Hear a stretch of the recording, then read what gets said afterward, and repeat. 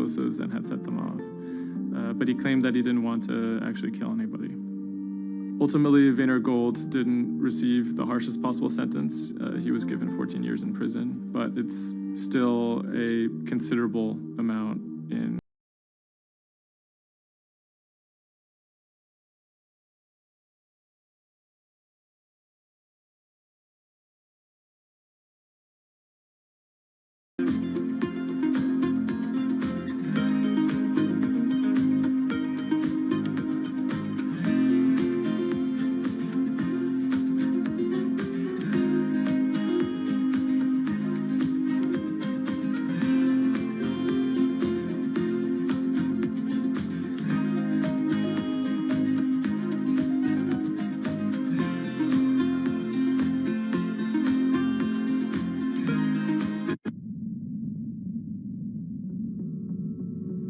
The threat of an asteroid hitting Earth is very real.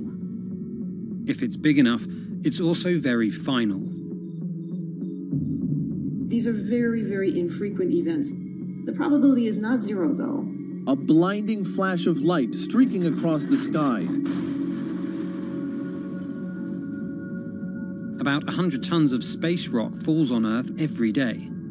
Most of it is so small it burns up in our atmosphere or lands unnoticed away from major populations. No human in the past 1,000 years is known to have been killed by a meteorite, and according to NASA, no large object is likely to strike the Earth any time in the next several hundred years. However, one thing is certain: we haven't found them all. There are thousands out there, and we don't know where they are.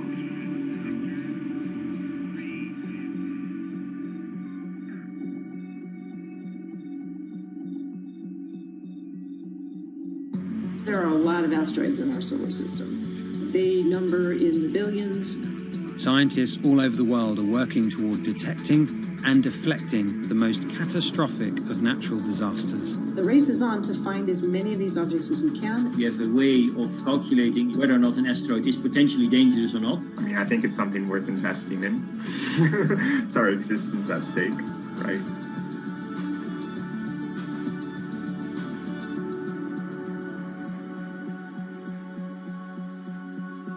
Amy, let's get this one out of the way. It's probably the question you get asked the most, but how scared should we be? Asteroids and comets are a natural hazard that's out there like a lot of other natural hazards. These are very, very infrequent events, these collision events, where an object actually impacts the Earth. The most important thing that we need to know about asteroids is, when the next impact is going to happen and how bad it will be. What we know is that an object that's about, say, a kilometer across is capable of causing very, very wide devastation across the planet, really, truly global devastation. The object that wiped out the dinosaurs was somewhere in the neighborhood of 5 to 10 kilometers across, so even bigger than that. At a kilometer, it's still going to be very bad and it will have global effects. For objects that are capable of causing what I would call sort of regional damage, kind of a large major metropolitan area, a city and its surrounding environment, sort of around 100-ish meters. It depends on the details of the composition and so forth. By the 1980s, NASA was cataloguing near-Earth objects. In 1994, stargazers watched as comet Shoemaker-Levy 9 hit Jupiter. The resulting zone of chaos was estimated to be as large as the Earth, and the event became a turning point in the search for asteroids and comets in our solar system. In 1998, Congress tasked NASA with finding 90% of asteroids and comets 1 kilometer wide or larger. Soon after, Hollywood blockbusters Armageddon and Deep Impact brought attention and fear to the masses. The great news is that the vast majority, more than 90% of all the really large 1 kilometer near-Earth objects have been found. The challenge now is working down to these smaller sizes that are still quite capable of causing a lot of damage, but they're just harder to spot because they're fainter, they're smaller.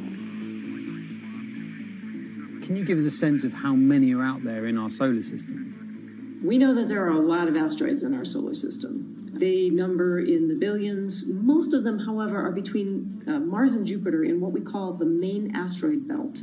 This is a region of space where most of the asteroids in the inner part of our solar system live, and they stay there for many billions of years. There is another population, though, that kind of leaks inward and gets into the region somewhat close to the Earth. And we call these near-Earth objects. We think that there are millions and millions of near-Earth objects that are out there in the total population. As of today, we know of sort of around 20, 25,000, something like that. When we first spot an object, we really know very little about it. We just see something moving across the sky. So all you get is just sort of a handful of snapshots, just enough to be able to tell that this isn't an asteroid that we've already seen before. And then once we can calculate the distance to it, we can now start to make predictions about its true size. Is it large or is it small? So we have a lot of information that we have to get pretty quickly to really understand what's going on. Finding asteroids is just one piece of the puzzle. Planetary scientists are extremely skilled in determining the orbits and speeds of asteroids based on relatively small amounts of data. NASA runs simulations of the trajectories asteroids could take, which is useful but time-consuming. A team of scientists in the Netherlands have found a way that could buy us more time. Our method is very quick. So you can very quickly get an assessment of whether or not the object is dangerous or not. If you look at the classical way of determining the danger of an asteroid, it may take days of computing time on very big machines to determine this hazardousness. The current problem is that there's just too many asteroids out there to spend a huge amount of computational power on all of them. So the neural network allows us to focus on what really could go and pose a hazard to Earth. A neural network is a computing system that mimics the way the human brain operates to find underlying relationships in a set of data. By training the network in this way, you train it in recognizing those objects that are most likely to hit the planet. And once it's trained, you can apply this network to all the unknown asteroids. And then you can make a selection and saying, hey, these are the ones which appear to be having orbits similar to the ones which we know are hitting the planet. That doesn't mean that they do, but it only means that they look very similar to the ones we know they do. What else did you find? Should we be particularly concerned about anything? One thing that we did find is that our neural network was able to go and identify a handful of asteroids which weren't considered potentially hazardous, that when we went and integrated them forward in time, they came quite close to Earth. We find a handful which were not detected before or not considered being dangerous before, and we think they are potentially dangerous. It's very hard to simulate kind of going forward in time an asteroid that's going to hit Earth because, well, the Earth is really small. And space is really big, and then you have to have very exact parameters to shoot an asteroid that goes and hits exactly Earth. And then Simon had the ingenious idea of not even trying to do that and just launching the asteroids from Earth's surface and integrating backwards in time. It's very hard to make it hit. So you need a lot of calculations which all end up in nothing. And the idea was then well, let's not do that. This is basically what NASA is doing. NASA is taking an asteroid, making multiple copies of them, shooting them all forwards in time, calculating their orbits, and then see what fraction sort of gets close to Earth. Not even hitting Earth, but getting close to Earth. And that they call it a potential impactor. So you calculate the solar system forwards in time for, let's say, 1,000 years. And then you launch asteroids from the surface as if you go forwards in time, would fall on the surface. You calculate them backwards to today, and then you get your orbital parameters of today's asteroids, which you know will land on the planet. And those you can use as known impactors and compare with all the other asteroids in the solar system. Can simulations and AI, can those things fill in the gaps where perhaps telescopes and other imaging tools can't? Absolutely. Since the observations get more complex, the physics gets more complex. And if the physics get more complex, the mathematics becomes more complex. And at some point, you can't solve your problems analytically anymore. And then this is where the computer comes in. Now we have this trained neural network. We have a way of calculating in a fraction of a second whether or not an asteroid is potentially dangerous or not, and therefore deserves more attention or more time to spend on for really finding out if it is dangerous. When it comes to hunting asteroids, time is critical. What we can do about a potentially hazardous object depends a great deal on what we know about it and how much time we have before the encounter. We'd really like to find them when they're decades away. Because the more time you have, the more options you have, and the less energy it takes to move an object aside. It also means we might not have to resort to launching a nuclear warhead at an asteroid. Until recently, pretty much our only choice. That's an option of last resort, in my opinion, yes. We have lots of options available. You can just simply bump into the object and just nudge it out of the way. That's one possibility, and that's kind of, in a way, sort of the simplest thing to think about, just nudging it off its path a little bit with, a massive object, a spacecraft, let's say. It's just kind of like bowling, if you will. If you have a long time or a long stretch of runway in the lane, just a very small twist on the bowling ball will make a big change in where it ultimately ends up. Another option would be something where you take a very big, massive spacecraft and you park it next to the object and you use the force of gravity as a towing rig. That takes longer, though, and you need to be able to send a pretty massive spacecraft, and it obviously depends a lot on how big the asteroid is. Other options start to get more and more complicated, and they range from painting one side of the object a white color and painting the other side dark, and then letting the pressure of light sort of perturb its orbit. In a departure from the lab and computer simulations, NASA has real plans to rehearse kinetic impact deflection. In 2021, the agency will launch DART, the Double Asteroid Redirection Test mission, which will intercept a 160-meter asteroid in 2022. Better to practice now before we have to deal with an actual threat. In the meantime, discovering asteroids is our best bet. Thousands of scientists and amateur astronomers around the world make up an informal network that survey the heavens. But that may not be enough. NASA wants more resources to map our solar system and better technology. We need to ramp up our network of sensors, and also we need to just continue to strengthen our network of international observers so that we can get follow-up, because we find these objects when they're distributed all over the night sky. Once we get more observations, we get better data, we can make better predictions. If you look at the big impactors we have had in the last, let's say, 20 years, or maybe 30 years, 50 years, most of them we haven't seen coming. So the real danger, I think, comes from the objects we don't know about, and not from the objects we do know about. This particular natural disaster, like a lot of natural disasters and like climate change, is a problem of the global commons. So the thing that we risk collectively is that it sort of then becomes nobody's problem, and nobody takes ownership over it. The asteroids are all over the sky. They just truly cross boundaries and borders with a second's notice. I kind of imagine in the future, maybe lots of small satellites around the Earth that are always going and looking outward. I mean, I think it's something worth investing in. It's our existence at stake, right?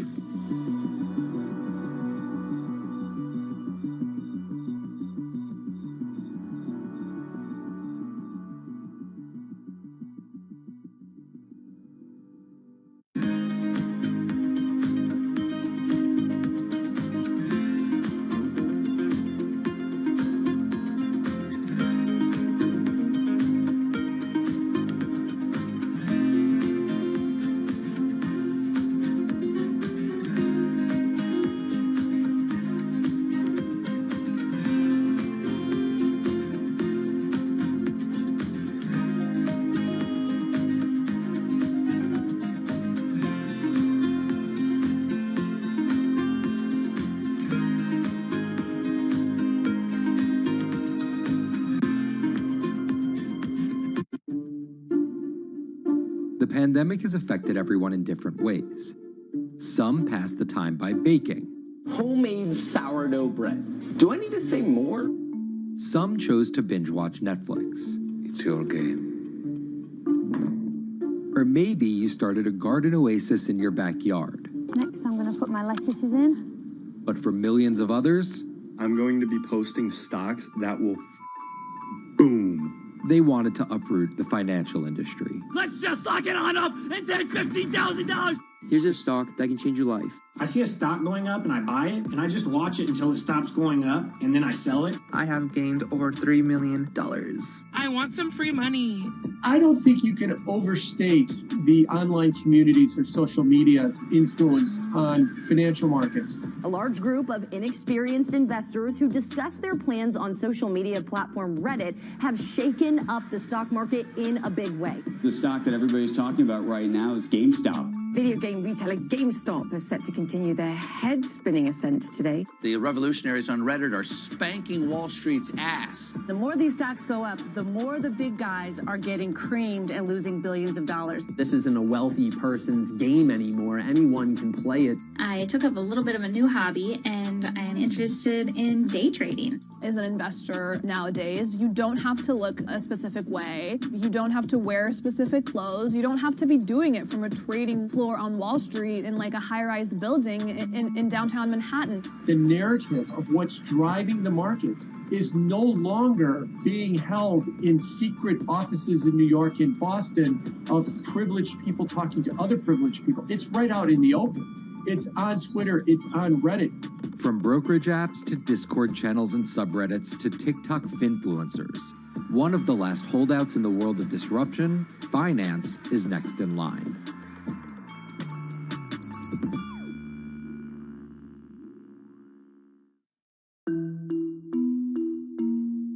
Investing should be as ubiquitous as shopping online. That's Vlad Tenev, the CEO of Robinhood, the online brokerage app, talking about how he wants his app to disrupt the world of stock trading like Amazon disrupted the world of home shopping. And I think that speaks to exactly the mission that a platform like Robinhood has, which is to democratize investing. Robinhood was started in 2013 by Vlad Tenev and Baiju Bhatt in, where else, Silicon Valley, as an alternative to the big brokerages, but with one big difference. As they were building this social network around finances for people, they realized that there was a gap in the market and that free trading could become something that they could bring to the markets, they could disrupt the industry. While no-fee trading is industry standard today, it was unheard of when it was first introduced. The online brokerage industry was really innovative when they came on the scene 10, 15 years ago, but they kind of stopped innovating where you haven't seen those commissions come down beyond $5 or $6 or $7. Robinhood think that by offering zero commission that they're going to push people onto this platform. And on top of no-fee trading, the customers Robinhood was courting have been long overlooked in the world of finance. So the typical customer of a Charles Schwab, for example, is putting a lot more money in that brokerage account than the typical customer at Robinhood. Even today, with all of its popularity, the median account size is about $240. There's Fidelities and the Schwabs and the E-Trades of the world. They look down their nose at those kind of accounts. I don't want a $1,000 account. They're just a headache. I want a $100,000 account. And this is key here, right? Because the thing about Robinhood that's different than every other single brokerage platform is how easy it is to use. The design of the Robinhood app really has in mind a user who might be coming at this absolutely cold. The fonts are very well sized, the shapes, the colors, all of that is something that the founders of Robinhood paid really close attention to.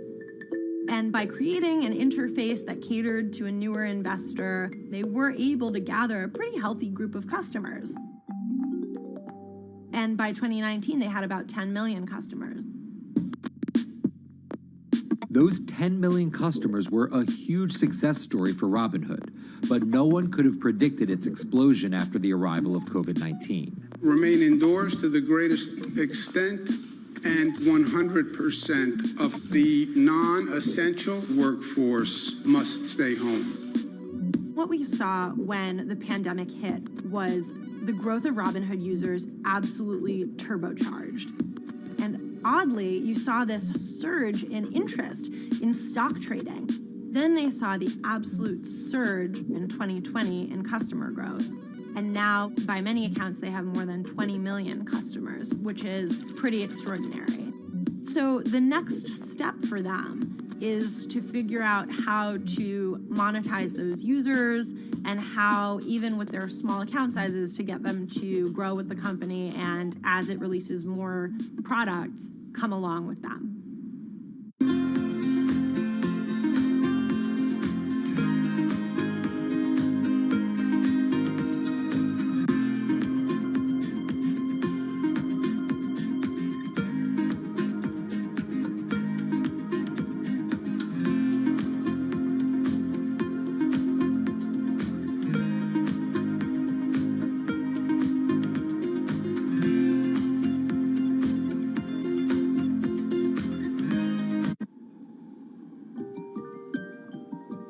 Robinhood would become one of the COVID economy's breakout successes. Robinhood traders, as they're called, became the shorthand explanation for the frenzy of often speculative retail investing after the pandemic lockdowns.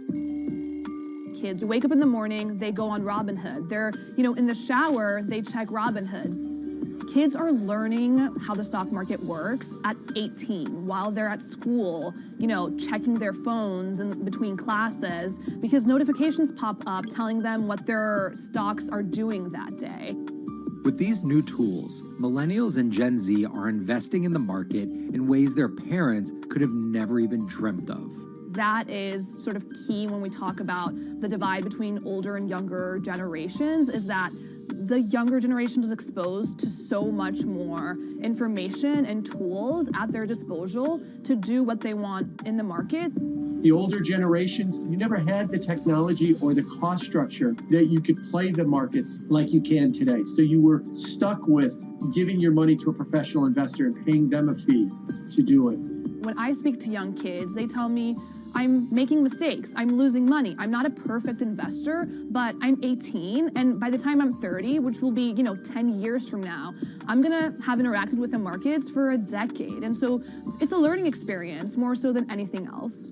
And you can look at it and you can say, wow, that's risk-taking, that's dumb, but if you could possibly shave 10, 20 years off your working life versus adding 5 years, I don't think you can fault people for that. But Robinhood is only part of the puzzle.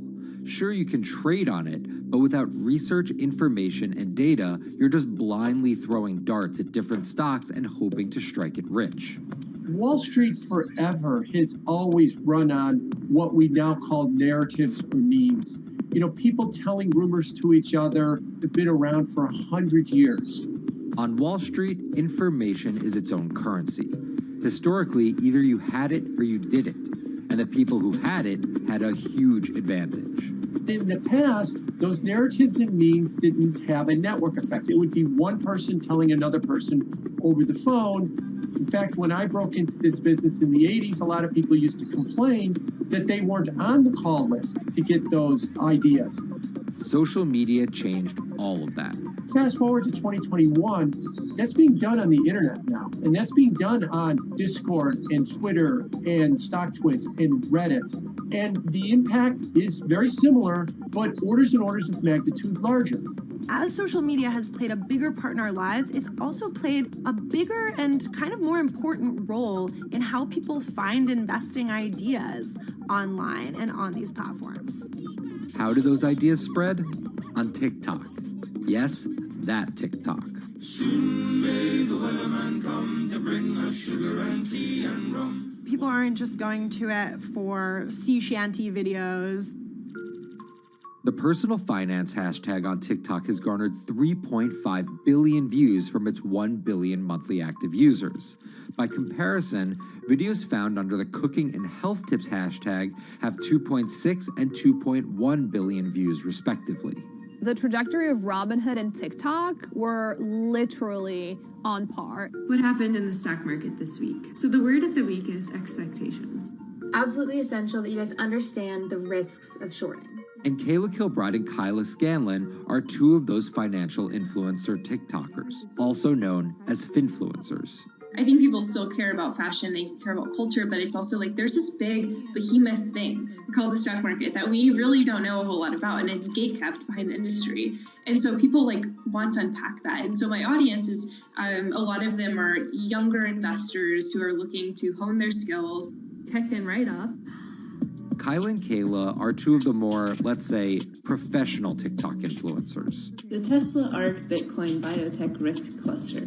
I've been trading since high school, and it was a really interesting way for me to fill out my decision-making frameworks and to think about thinking. And I think that the more that we can have people thinking about finance, the better that we're going to progress as a society. I think it's a huge gap in our educational system. If you're going to buy an option for a stock you think is going to go up, it's a call. So think of it like this. I made the options video where I was like, options are just like shopping. Rumor has it that this pallet's about to go up in price. So if I come in tomorrow, can I still buy it at said price? And a ton of women just like attacked that video and were like, you explain things so much better than my boyfriend or my professor, or like I could sit and listen to you all day. And I was like, this is what I was looking for. But TikTok's algorithm does not reward calm and measured videos about responsible investing. It rewards this. Watch this video for 30 seconds and you'll be rich for the rest of your life. I try not to say the A word, the ALGO word, because TikTok listens to us. The algorithm does impact how you feel. You know, you do notice which videos do better versus which videos do worse. How do you catch someone's attention in less than 60 seconds? And how do you make it something that they're like, I need this in my life? Nearly impossible to do that in 60 seconds. But the people who perfect it are the people that you're going to watch and going to stick around. And where people are sticking around? Reddit. And its nearly countless subreddits about finance. And by far the biggest one of those is Wall Street Bets. There's a lot of social media platforms out there, but Reddit is like the social media platform for finance. Places like Wall Street Bets is where it all goes down. Started in January 2012, it wasn't long before Wall Street Bets adopted a 4chan-like etiquette, leading to their tagline, like 4chan found a Bloomberg terminal. We had all these unexplained stock moves, and we would be grasping for why stock XYZ jumped 20% in a day. And you would look at Wall Street Bets, and you would see people there talking about buying options in that stock, and it sort of, squared the circle, so to speak, and started making sense. And it was at that point that it was like, wow, we have to start paying attention to this.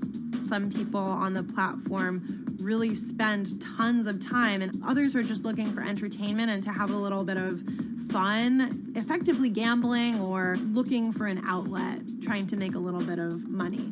Then on top of all of that, there were stimulus checks. Now, clearly, this money is going to people who need to use that to eat, to live, but there's a lot of people who use this money to invest in the stock market. And it's not just stock tips. People quote-unquote YOLO their entire life savings or stimulus checks on a single stock.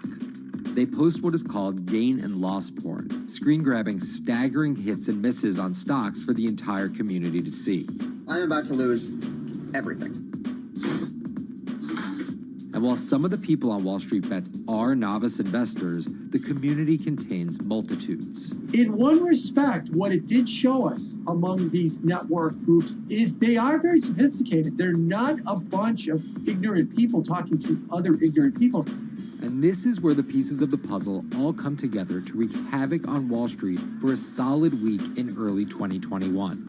It's pretty clear that the combination of more people having retail brokerage accounts and trading apps and more people being stuck at home looking for some kind of entertainment and some kind of community online came together in this very singular way. What came together is GameStop. Let's go back to the beginnings of what happened with GameStop a couple of years ago. On the boards like Reddit and StockTwit, a lot of people were talking about GameStop as being attractive value. Some of them are even, Wall Street alums who left the industry and now still have access to tools that they can use to improve their financial well-being and make very good decisions. And I think Roaring Kitty is a perfect example of that. GameStop is one of the most compelling asymmetric opportunities in the market today. Really, I don't understand how you could disagree with that. At the same time that this crowd was talking it up, the hedge fund institutional crowd didn't like this stock at all, and it had the largest short interest of any stock in the New York Stock Exchange going into late 2020. Short selling is a bet that a stock price will fall, and it's a fairly simple concept. An investor borrows a stock and then sells it, The investor is betting on buying the stock back later for a lower price before returning it to the original owner, pocketing the price difference. What a short seller would tell you is that they almost act as a policeman in financial markets, or they're at least looking for companies that aren't what they say they are. And that can range anywhere from an outright fraud that some short sellers try to expose to just a company that's not worth as much as investors think it is. The problem is, if the stock price rises, the short seller has to come up with the money to buy the stock back. And the more it rises, the more it costs. And that's what's called a short squeeze. And the hedge fund Melvin Capital was on the wrong end of that squeeze. Melvin Capital lost over 50% of its money in the month of January alone, just from being caught in the short squeeze of the stock. This is where the disruption comes in. One of the most wild stories you're ever going to see. GameStop shares absolutely going nuts. In less than a year, the company's stock has jumped from less than $3 a share to almost $350. Cheers, everybody! Roaring Kitty has turned $50,000 or so investment into some $14 million. Whoa! Investors all over social media use the free trading app Robinhood to wreak havoc on Wall Street. They're actually piling on into some of these stocks to really hurt the professional short sellers. And they all used Reddit, Twitter, TikTok, and Discord to tell one another to keep buying and, quote, hold the line and not sell GameStop. People are getting cheerleaded for jumping in, buying at the highs. They're saying, keep going. And it was working too, until Thursday morning, the trading app Robinhood sent out this tweet. In light of current market volatility, we are restricting transactions, including GameStop. People were really angry. Robinhood was supposed to allow the regular people to play the same game these big boys are playing. But instead, we were all taken for schmucks, and they screwed us. Shares of GameStop are jumping again now that retail investors are being allowed to buy shares of the stock. But what we learned is that when people organize online, they have the ability to disrupt the market. And it was a big sign. The ivory walls of the institution aren't as powerful as maybe the institutions thought them to be. I don't know if pumping up GameStop was the best use of billions of dollars, but I think that as a signal to society, it was pretty interesting and powerful. The GameStop saga was so impactful that both Vlad Tenev and Roaring Kitty were called in to testify before Congress to clarify each of their roles in the saga. One thing that's emerged from the congressional hearings is that they're interested in how retail brokerages make money and whether they're keeping the best interests of their customers in mind, but it's pretty fuzzy as far as what they would actually do as a result.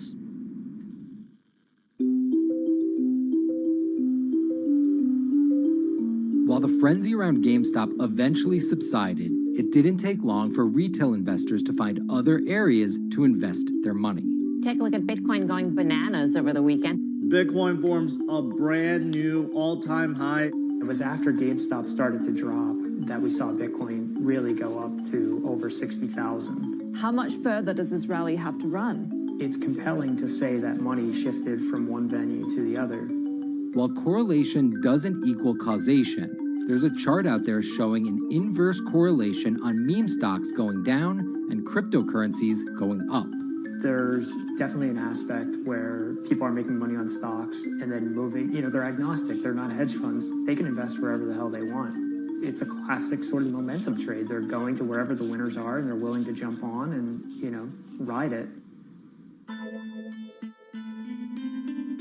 So whether it's meme stocks like GameStop, meme coins like Dogecoin, or entirely new ways to invest in art like NFTs, the new kind of retail investor is making its presence known.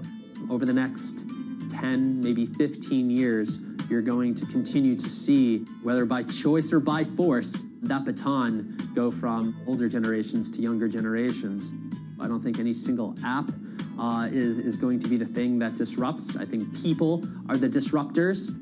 How people get ideas about what to invest in has become increasingly entwined with social media. And as social media companies govern more and more of our lives, the fact that now they're tied in more intimately to people's wallets is something that we might want to understand better.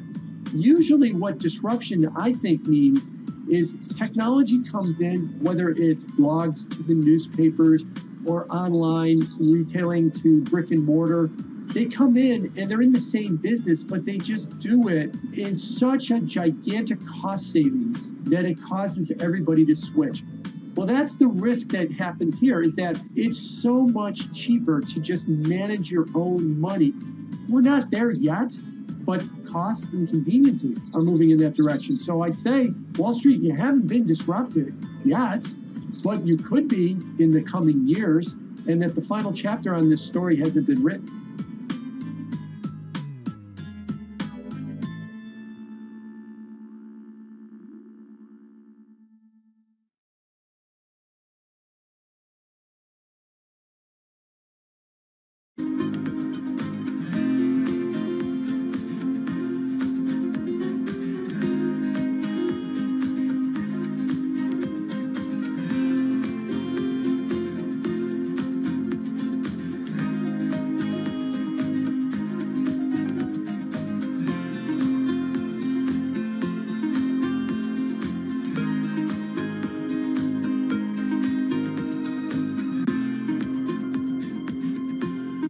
Meet Bloomberg's own David Nicholson. Now, his happy place is out in the field, on the open road.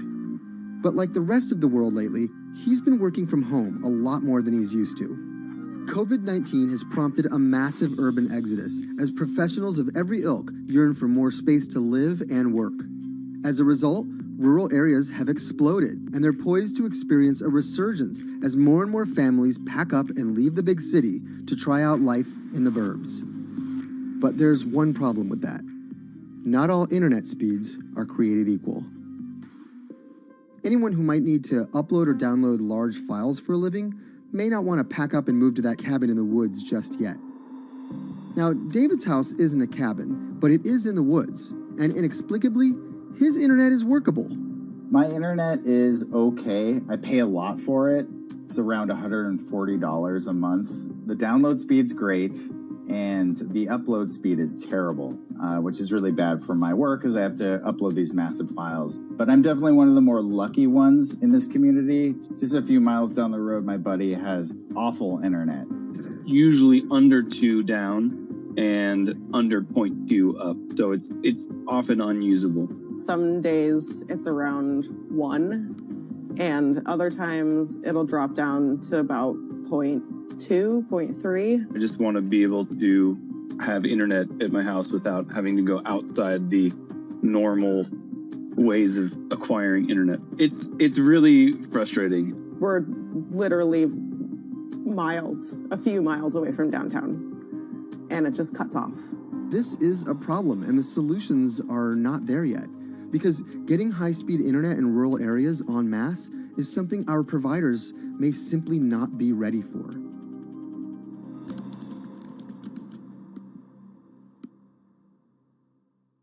If your internet service doesn't have fast download and upload speeds, then you don't have high-speed harmony. You have. Americans on average pay about $70 a month for internet at home. But in rural areas, it could cost a lot more for a lot less service. So the pricing for a fixed wireless provider here can be something between $80 and $150 for about 25 megabits per second. However, gigabit service, which is 1,000 megabits per second and symmetrical, is running at about $119 a month or $130 a month. That's John Paul. He co-owns Spiral Fiber, an internet service provider here in Nevada County, California. And for the past 10 years, he's been trying to bring an affordable fiber optic network to town. It all started when he applied to be part of the pilot program for Google's fiber service. Across the country, civic boosters have been going to extremes, chanting, singing, Google in the morning, and marching, trying to get the search engine giant to look at their town. The internet these days is crucial to be in the world, to be a part of the world, and to be connected to your community. Google ultimately went with Kansas City, Missouri, which left Paul on a mission to get funding to lay out fiber optic networks for gigabit service. Over the next several years, He would attend conferences and pitch venture capitalists and apply for grants to make his vision come to life. One of the biggest roadblocks to building infrastructure for the internet here in the United States are the existing large providers. They have their land staked out. They would prefer that nobody come in and compete against them. In 2013, we applied for a grant. We went down and met with the commissioners at the California Public Utilities Commission. It was an arduous process to get funded, but we finally did against all odds. We got a $16 million grant, and then we went out to seek venture capital. Then, in March of 2020, the pandemic hit the world. Everybody got locked down, and everybody came home, and everybody started using the internet. And I remember seeing on one of the local fixed wireless providers' websites, they've said, hey, we know you're all staying home, but please don't use too much video, and please don't use too much bandwidth. And I thought, that doesn't work. The U.S. connectivity gap is far greater compared to countries that are considered its peers economically. Some developing nations actually have better internet than rural America, like in Kenya, which has a state-of-the-art fiber optic network fed in from their coastline. The American connectivity gap does largely affect rural areas that are either outside of service coverage or simply prohibitively expensive. This is Rebecca. She and her family moved to Nevada County just a couple miles down the road from David. They took for granted that high-speed internet would just exist in the area, and it's not something they even bothered to check on before buying their house. Turns out, all they got was dial-up. We wanted to move where we had a little more space, room for the kids to run around, just be out in the mountains a little bit more. Having come from a bigger city area where Wi-Fi is pretty readily available, we hadn't really considered that in our purchasing of the house, whether that would be an option or not. When school started, and now that we are remote learning with our children and we're doing everything from home, we didn't have the option to do that at our house. So every day when school would start, we'd have to pack the kids up and we'd go to my in-laws' home. They have a little cabin up in this area that does have Wi-Fi already. Rebecca's situation is the norm in rural America. According to data from the Federal Communications Commission, just 4% of urban Americans lack access to broadband internet. That's compared to almost 40% of people who live in rural areas. While that was the case, there were also racial and socioeconomic divides in terms of who had that access. In addition to that geographic difference, low-income African American students, Latino students, and first-generation college students were more likely than others to have only one device at home that's shared among multiple siblings and or lack access to that actual connection. For most American towns, there's also a lack of competition, forcing internet prices up. And large providers like AT&T and Comcast aren't incentivized to expand service to these rural communities. This is how Xfinity makes life simple, easy, awesome. So in our area, we have a small imprint of Comcast, but they're not going to go out to the more rural areas. It's just not cost effective for them to do it as a large company. In order to lay fiber cable, you're actually physically digging trenches into the ground. And for internet service providers, they're primarily focused on maximizing their profits. And so the fewer customers you have, in any square mile and the more fiber you have to lay, that's just kind of harder to pencil out from a purely economic standpoint. AT&T released a statement on the matter, expressing the need and desire for government assistance to fund fiber optic expansion to areas deemed unprofitable. Comcast released a similar statement encouraging more public-private collaboration on this effort. Federal agencies do offer grants to help communities build broadband networks, but many have argued that there's not enough flexibility on how to use these funds. The COVID-19 relief package passed by Congress in March and signed by President Donald Trump awarded $43.3 million to 51 projects on the East Coast alone. But it also stipulated that these projects needed to be up and running by December 30th. For contractors who plan projects months and years in advance, it's a scramble to rearrange their schedules to meet that deadline. So what we've been asking the federal government to consider is at least have, as long as the projects are getting started, knowing the projects are being put into place to expand both remote learning, working from home, and opportunities like that that are truly driven from COVID. We're moving as fast as we can regardless, but hopefully they'll give us some more time. Talking to John Paul, it's clear that he believes broadband is something that can transform a community and should be considered a public good.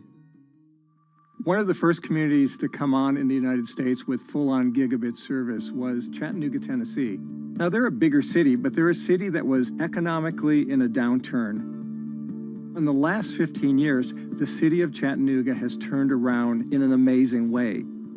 It's a nexus for young people to move to. It's a place where technology happens. It's not just about logging on to Zoom, to connect with your colleagues who might be in New York City.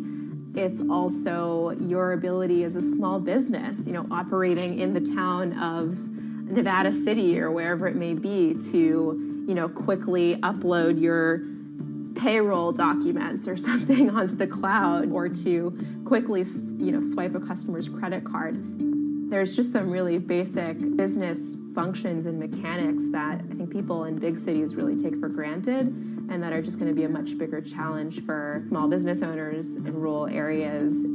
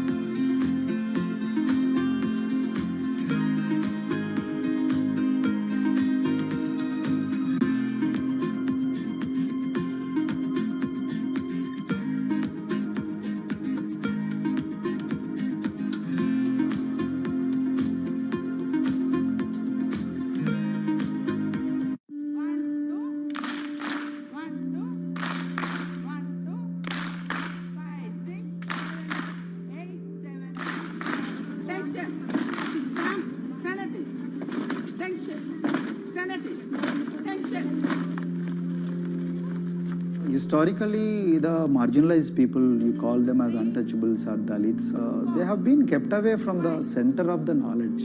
Once you are born into a caste, it is very difficult for you to grow beyond that. You are stuck in that identity.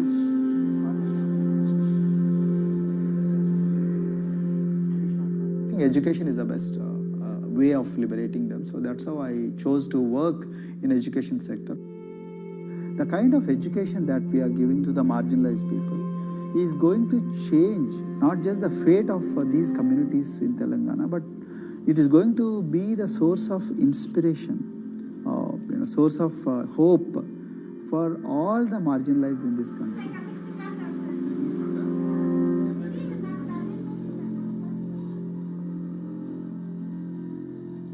Greatest blight in India is the system of caste. For generations of Indians, the social code known as the caste system has defined how people earn a living and whom they marry. Although outlawed 7 decades ago, castes remain a significant factor in deciding everything, from family ties and cultural traditions to educational and economic opportunities. Dalits, people who are on the lowest rung of the caste system, constitute almost 1/5 of India's population of 1.3 billion. Not able to afford the high tuition of private schools, many are forced to attend government-funded institutions, which in the past have suffered from poor infrastructure, lower education standards, and high student-to-teacher ratios. But Dr. Praveen Kumar is trying to change that.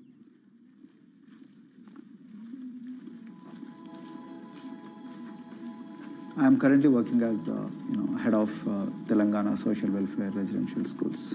So totally above 400 schools I manage. These are all residential schools for the students who are historically marginalized but talented and then poor. My friend also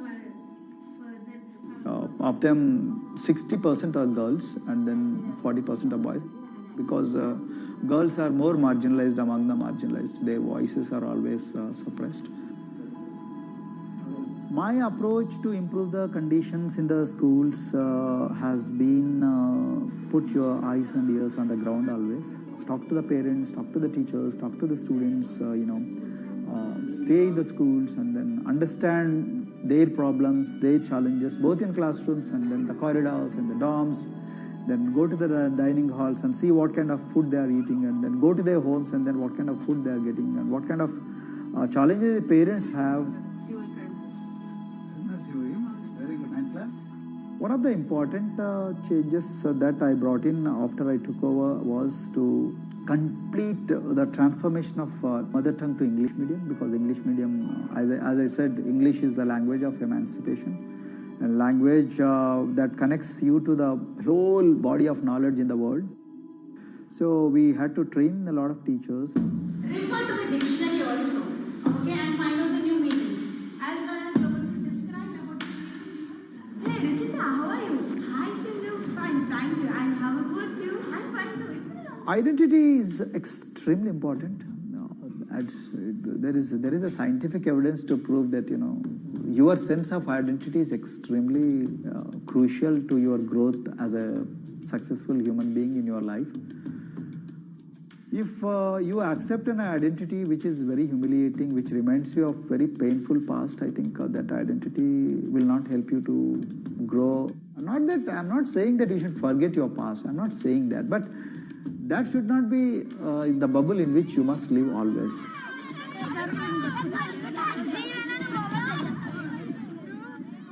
Sweros is an alternative identity. S stands for state, W stands for welfare, Aero, SW, and then Aero is Swero. So the idea is your dreams have to be skybound.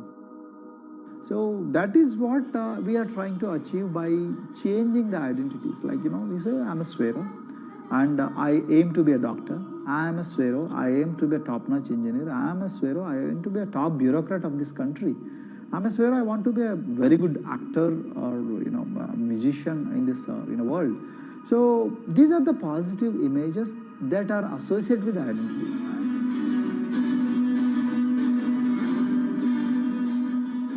Just to give an example to you, in 2012, in our institution, we used to produce about 6 doctors per year.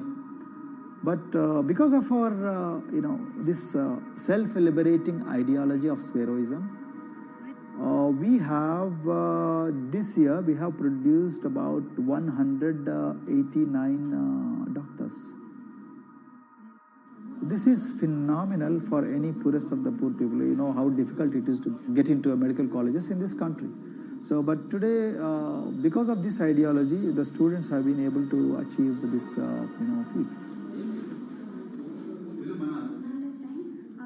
Pujita has been a farm laborer, and her parents themselves are agricultural laborers. And then this girl used to sell vegetables, but thanks to the residential education institutions, she came to the Gaulidoddi campus, and then she toiled very hard for 1 year, despite many problems. And today, I'm so happy to share with you that she has joined one of the prestigious medical colleges in the state of Telangana, Usmania Medical College, and then in future, she hopes to be a gynecologist. So this is the journey our children are hoping for. Similarly, the Mount Everest expedition. At Mount Everest expedition, we are very fortunate enough to place the youngest ever female in the history of this world on the peak of Mount Everest. How did this happen? It's all because of an ideology that helps you to liberate yourself.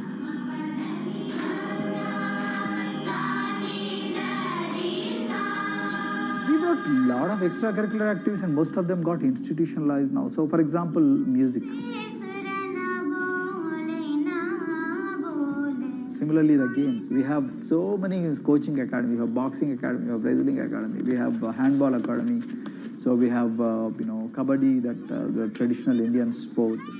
We have golf. We have introduced the golf also. Like golf is generally played by so-called rich people, but today even poorest of the poor people also are being trained in golf in our schools. Wow. So our intention has been to give all 360 degrees, type of opportunities to the students, so that whoever is interested in whatever activity, they can go and then do it. Break the barriers, break the fence, at least mentally, because poor people have been programmed to be victims, programmed to be subjugated, programmed to be on the margins, always, programmed to feel inferior. We wanted to change on that. There are certain games which are exclusive to rich people. There are certain languages which are exclusive to middle class and upper middle class in this country. To put it in one word, the sole aim of introducing all these co-curricular activities is to break the stereotypes which are recklessly imposed on these people. Their stereotypes Dr. Kumar knows all too well. Born a Dalit, his grandparents were labourers and access to the village well was restricted. Dr. Kumar credits his parents' belief in the power of education with helping him realise his aspirations. He went on to join the Indian Police Service, attended Harvard University, and then began pursuing educational reforms back home. I attribute whatever I am today, it's to my mother primarily. They educated me in the village, although there were no good schools. So then I stayed in social welfare hostels, the hostels which are managed by government for the poorest of the poor kids. I passed with reasonably good grades. Then I went to university and then I faced worst form of discrimination in the universities. Like there were in those days I'm talking about. So the bathrooms and the toilets were exclusively meant for scheduled castes and scheduled tribes. We used to fight discrimination on one hand and then again try to excel in academics day in and day out. So that's how I came to education, because I deeply believe that education is the only important weapon that can really place the poorest of the poor people from a very victimhood orbit to a prosperous orbit. I think in future this is going to be a game changer for the marginalized in this country.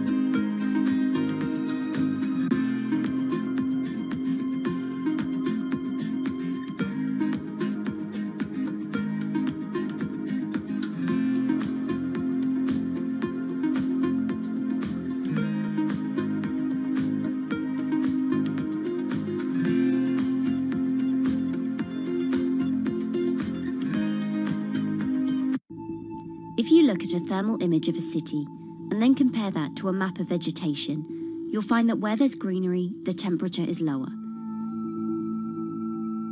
That's because things like asphalt, concrete, and shingled roofs absorb more heat from the sun than trees. This is the urban heat island effect, and it accounts for higher temperatures in cities, often by several degrees compared with their surroundings. It's becoming a huge risk to human health as growing urban populations exacerbate the heating effects of climate change. Heat waves kill more people than any other extreme weather event, more than tornadoes, hurricanes, and even floods. That's why urban heat island mitigation strategies are being studied in Singapore by a group of researchers. The government-backed project called Cooling Singapore is now in the process of combining everything they've learned to create a digital tool that can help cities all over the world, starting with Singapore.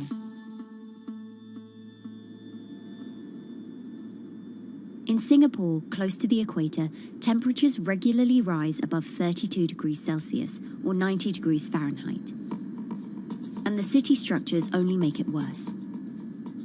And that is also the case for Singapore, which is basically a concrete jungle, more urbanized, more developed city.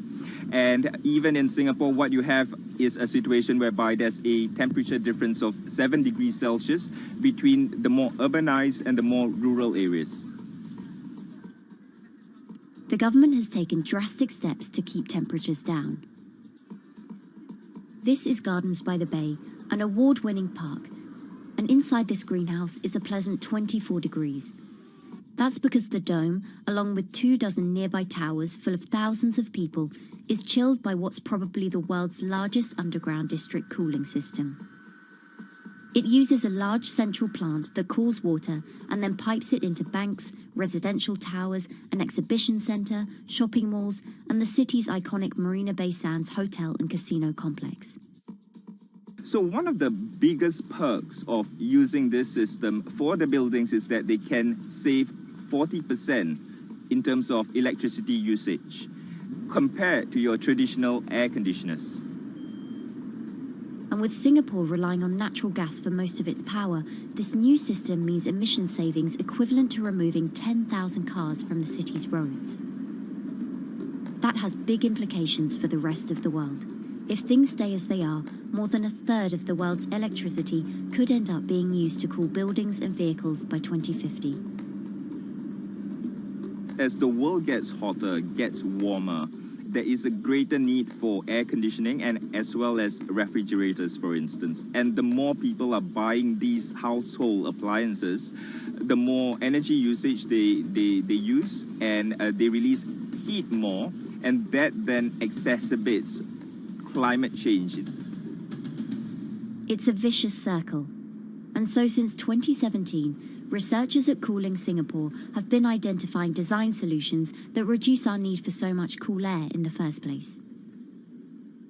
One thing many cities have in common, and that's the importance of vegetation. That's a very important measure to mitigate the urban heat because of the shading effect, of course, and the psychological effects of the vegetation, and also because of the possible evaporative cooling effect of the vegetation. Vegetation can be, of course, on the ground floor in form of trees and shrubs, and you can walk under them. This is the so-called canopy layer that the vegetation forms above us. But vegetation can also go up the facades of buildings, and it can go to the roof of the buildings.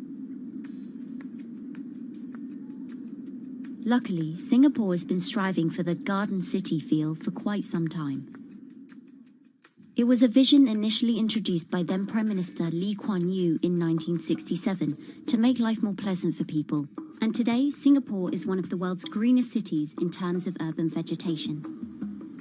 Kampung Admiralty, a community centre that contains health facilities and social spaces, now provides more green space than the plot of land it was originally built on. It's topped by a roofscape of staggered terraces covered in local plants, which functions as a community park. And a village green in the centre that contains farm plots for residents to tend to. Park Royal on Pickering was designed as a hotel in a garden that doubled the green growing potential of its site. There's now 15,000 metres of sky gardens, reflecting pools, waterfalls, planted terraces and green walls. And the government has big plans as well.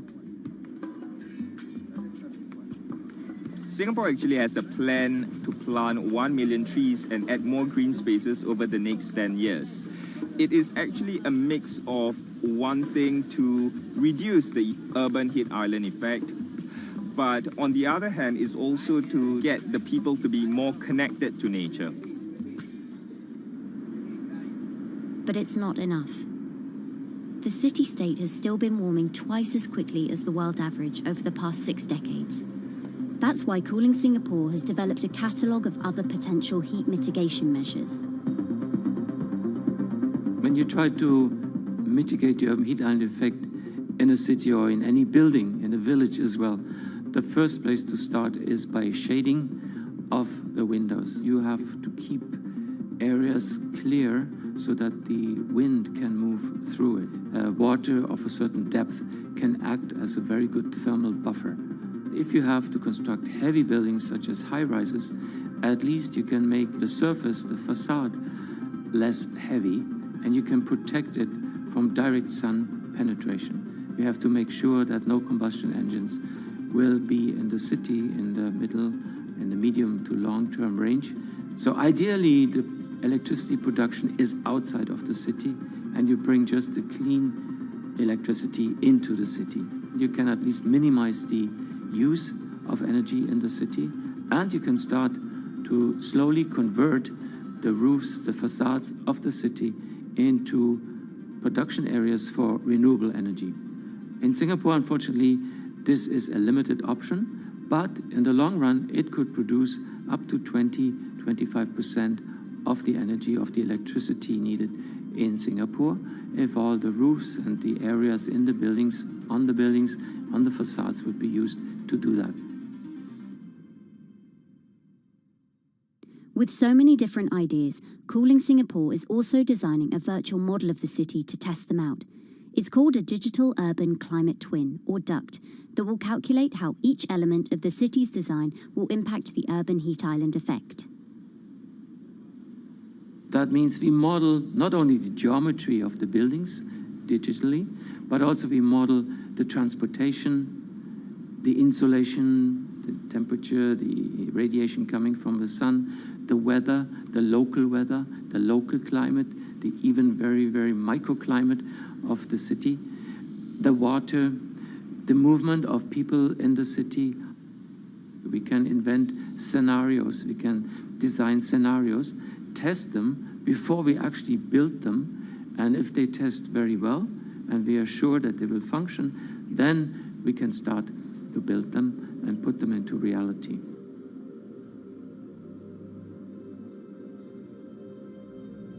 Singapore will be using this new tool to figure out which actions it should take next. And the model can be applied to any city, whether it needs to keep heat out or keep heat in, which will ultimately save energy, slow climate change, and improve our quality of life. So this is something that Singapore will be able to export, maybe even together with its city development systems that it already has. Singapore is one of the very few cities in the world that really combine this scientific approach with a very well-established urban redesign and urban design approach. Through its agencies and the combination of its agencies, it has achieved a lot in the past. If it keeps following the scientific path and the combination with the other knowledge in the city already, we think that it will be a very comfortable and very livable city in the future, even more than today.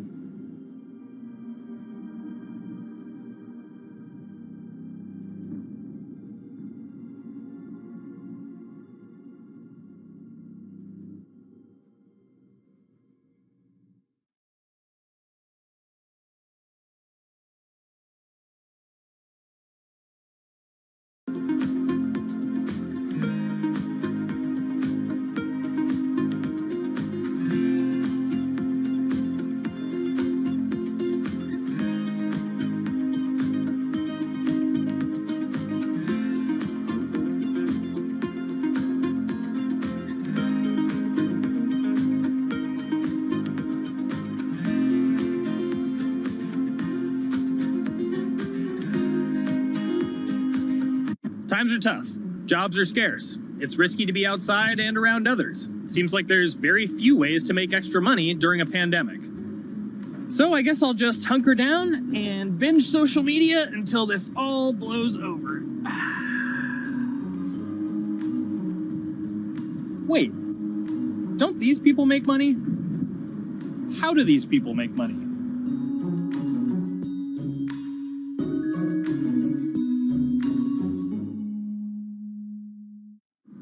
Streamers, YouTubers, Twitch stars. How do they make money? Is it a lot? Is it a lot of work? I know, I gotta ask somebody in the biz, and I got just the guy. Austin John Plays. This is your full-time job now, right? As of November of last year, yes. This was always just kind of like a side thing. Like, any money that I made from doing my videos and whatever else, I never touched that because I didn't really think of that as being like real money. And then it started coming in more and more. And then it was like I hit my first day that I broke $1,000 and I was like, this is actually going to be money. How did the YouTube channel come to be? When the game Pokemon Sun and Moon came out for the 3DS, there was like things that I learned about the game, and then I wanted to just share that information with people.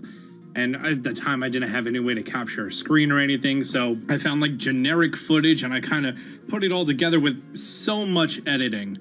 And that video got 6 views. And then 2 days later, I made another one. And that one got 12 views. And then I just started pumping out more and more content, and people were like, this guy knows what he's talking about. It really just started building on top of itself, and then it was like, my channel really focuses on tips and tricks. So I play a straight 18 hours, and I'll finish the game or get to about the 40-hour mark, and then I'll make my first video. While I'm going through, I have a giant notepad and just scribbles everywhere, and I make these notes of like the things that stumped me, so I know the things that may stump other people. What do you need to think about if you're building your YouTube channel? 1, you need to do something that you're passionate about. Not that you like, not that you think you're gonna make money on, something you're passionate about. The other thing is something that other people are passionate about. It holds a special place to them. And third is, it needs to be something that people are gonna seek out information on. In order to enter into the marketplace, you either need to be better than everyone else, you either need to be faster than everyone else, or you need to be more accessible than everyone else. And you can't be more accessible because it's already on the platform. Granted, if you understand how the algorithm works, which is very similar to Google Analytics, then yeah, you can have a little bit of a head start. But if you're not doing it faster, and if you're not doing it better than everyone else, then why should anyone watch your channel? So my income as a YouTuber kind of breaks down to 3 different ways. 1, which is the bulk of it, which is ad revenue. Whenever you go and you watch a video and then there's an ad and then you wait 5 seconds and you hit the bottom right corner and then you go on to the next video, or a non-skippable ad, or the video starts immediately, you get the little banner ad at the bottom, or if you scroll down from the video, the first thing that shows there is an ad. Those are the 4 different types of ads that can appear on every single YouTube video. And all of them pay a certain amount. It varies on lots of things, like the country of the person who posts it, the country of the person who watches it, the time of year, where you are in the quarter, if there's anything going on with a reduction in ad revenue. Like, great example, COVID-19, companies weren't spending as much on advertising. So because of that, CPM went down. CPM stands for click per thousand. I'm using the Roman numeral for 1,000. And that means that for every 1,000 views, you get a certain amount of money. Now, on low ads, when I first started off, my CPM was 30 cents. So every 1,000 views, I made 30 cents. But then once I signed with an MCN and I started making more quality content and more engaging content, some of my better videos and certain times of the year, I can see CPMs as high as $12 to $14. And there's a big fluctuation between, you know, if I post a video when there's no ads being spent, like January and February, that's the reason a lot of your favorite YouTubers and also TV shows don't post new videos in that time of year, because ad rates are down. Why are they going to make content then? Instead, you're recording and you're bulking up for when ad revenue is higher. The second way that a YouTuber makes income is support, crowdfunding, things like that. When I first started off, Patreon was really the only option, but then they started rolling out supporters and members for YouTube channels. So whenever I have a live stream, you can click a button and then you can become a member, and then you get special icons next to your name. I believe they're called badges. Or on any video, you can hit the join button, and that helps support the channel. And then the third aspect of that would be merch. And for me, my merch has been somewhat basic. In fact, I'm wearing one of my t-shirts from last year right now. You have to endure the times that your first video gets 6 views, that you post it on Reddit and they say, shut up, and then an auto mod bans you. You have to go through that, because until you go through that and you discover why you're doing it, you're not doing it for other people, you're doing it for yourself. If you're not loving what you do, then it's not worth it. Huh. So make a channel about something that I'm passionate about. Oh, sweet. I guess I can make the channel about that.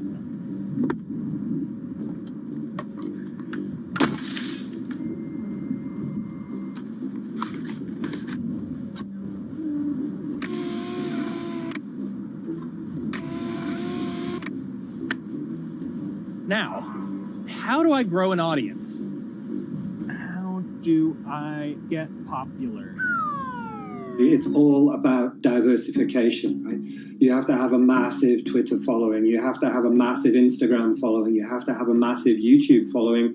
Of course, you have to be on Twitch, which is the key platform. But basically, any way you can get in front of your audience, you can engage with your audience, is going to drive those clicks, which ultimately drives the advertiser revenue that you get back from all of these platforms. It's me and Dan playing video games and talking in a funny manner over them. They're not just people who are good at games. They're actually people who are good at online engagement, online entertainment, first and foremost. You have the right to remain stylish. Anything you wear can and will be used against you in the court of fashion. The streamer is either very, very talented at the game. The best player in the game is generally going to draw a crowd because people like watching people who are very good. On the other hand, they're either very, very good or funny, charismatic, whatever it is on that side. Oh, no. You know, it becomes more of a show where they talk about other things outside of the gaming world, and gaming becomes really just a backdrop and an excuse to engage with that audience. There were those weird, like, Ronald McDonald, like, straight to VHS movies. You remember those? I'm personable, I'm chatty. I would kind of, when boring things were happening in the game, I would ramble on about, movies I'd watched or books I'd read and, or conversations I'd had and stuff like that. And so I think being personable was a big part of that. It's not just getting on and playing games. It's getting on and being an entertainer. You are putting on a show. All right, now let me go ahead and grab the samurai sword that every gym has. Okay, he's dead. To have a larger audience and to have that audience, I think, stay with you, you have to bring something extra. You have to find your niche. You have to find what works and what connects with the audience and what makes them laugh and what makes them keep coming back. You got to make it a little more exciting, all right? Throw in a hanging bishop. Have everybody in suspense for a moment. I think the real most important thing is to just get used to being on camera. Like in any sort of performance thing, is get used to talking on camera. My first few videos were terrible, but because I sat down and did it for 6 to 8 hours a day, I just got used to talking and I got over that uncomfortable hump. If you go into Twitch purely with the expectation that you're going to make money, make a job out of it, have all this growth, and it's going to be great, you're probably going to burn out prior to getting to that point because there's very little payoff for a long time, right? Like multiple years generally before you really start to see a payoff. And so, those first few times you're streaming, nobody is there. One person shows up every 30 minutes, says hi, maybe, and leaves, right? Like, it's very discouraging, I think, for a lot of people. And so you have to be there just loving it. You have to love talking to yourself when nobody is around. You have to love just the game that you're playing, all of that stuff, because it takes a while. And I think a majority of people burn out prior to getting to the profitable point of it. And there you have it. My very own YouTube, Twitch, Discord, and streaming channels all ready to go live. It's a veritable social media ecosystem just on the verge of thriving. So don't forget to smash like and subscribe and visit my Patreon for perks. Also, go to my merch page. And one last thing, stay cool, my friends.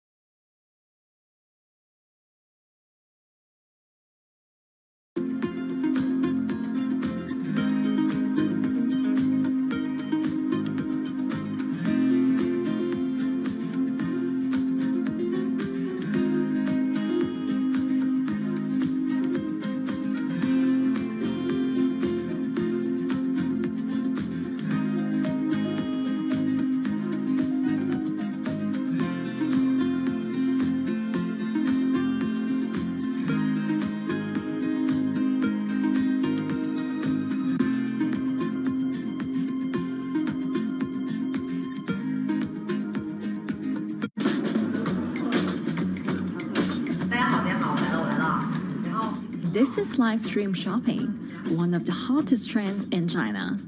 Every night, tens of millions of people watch live shows hosted by influencers like Via and buy the products they recommend. On e-commerce and social apps like Taobao and Douyin, the sister app of TikTok.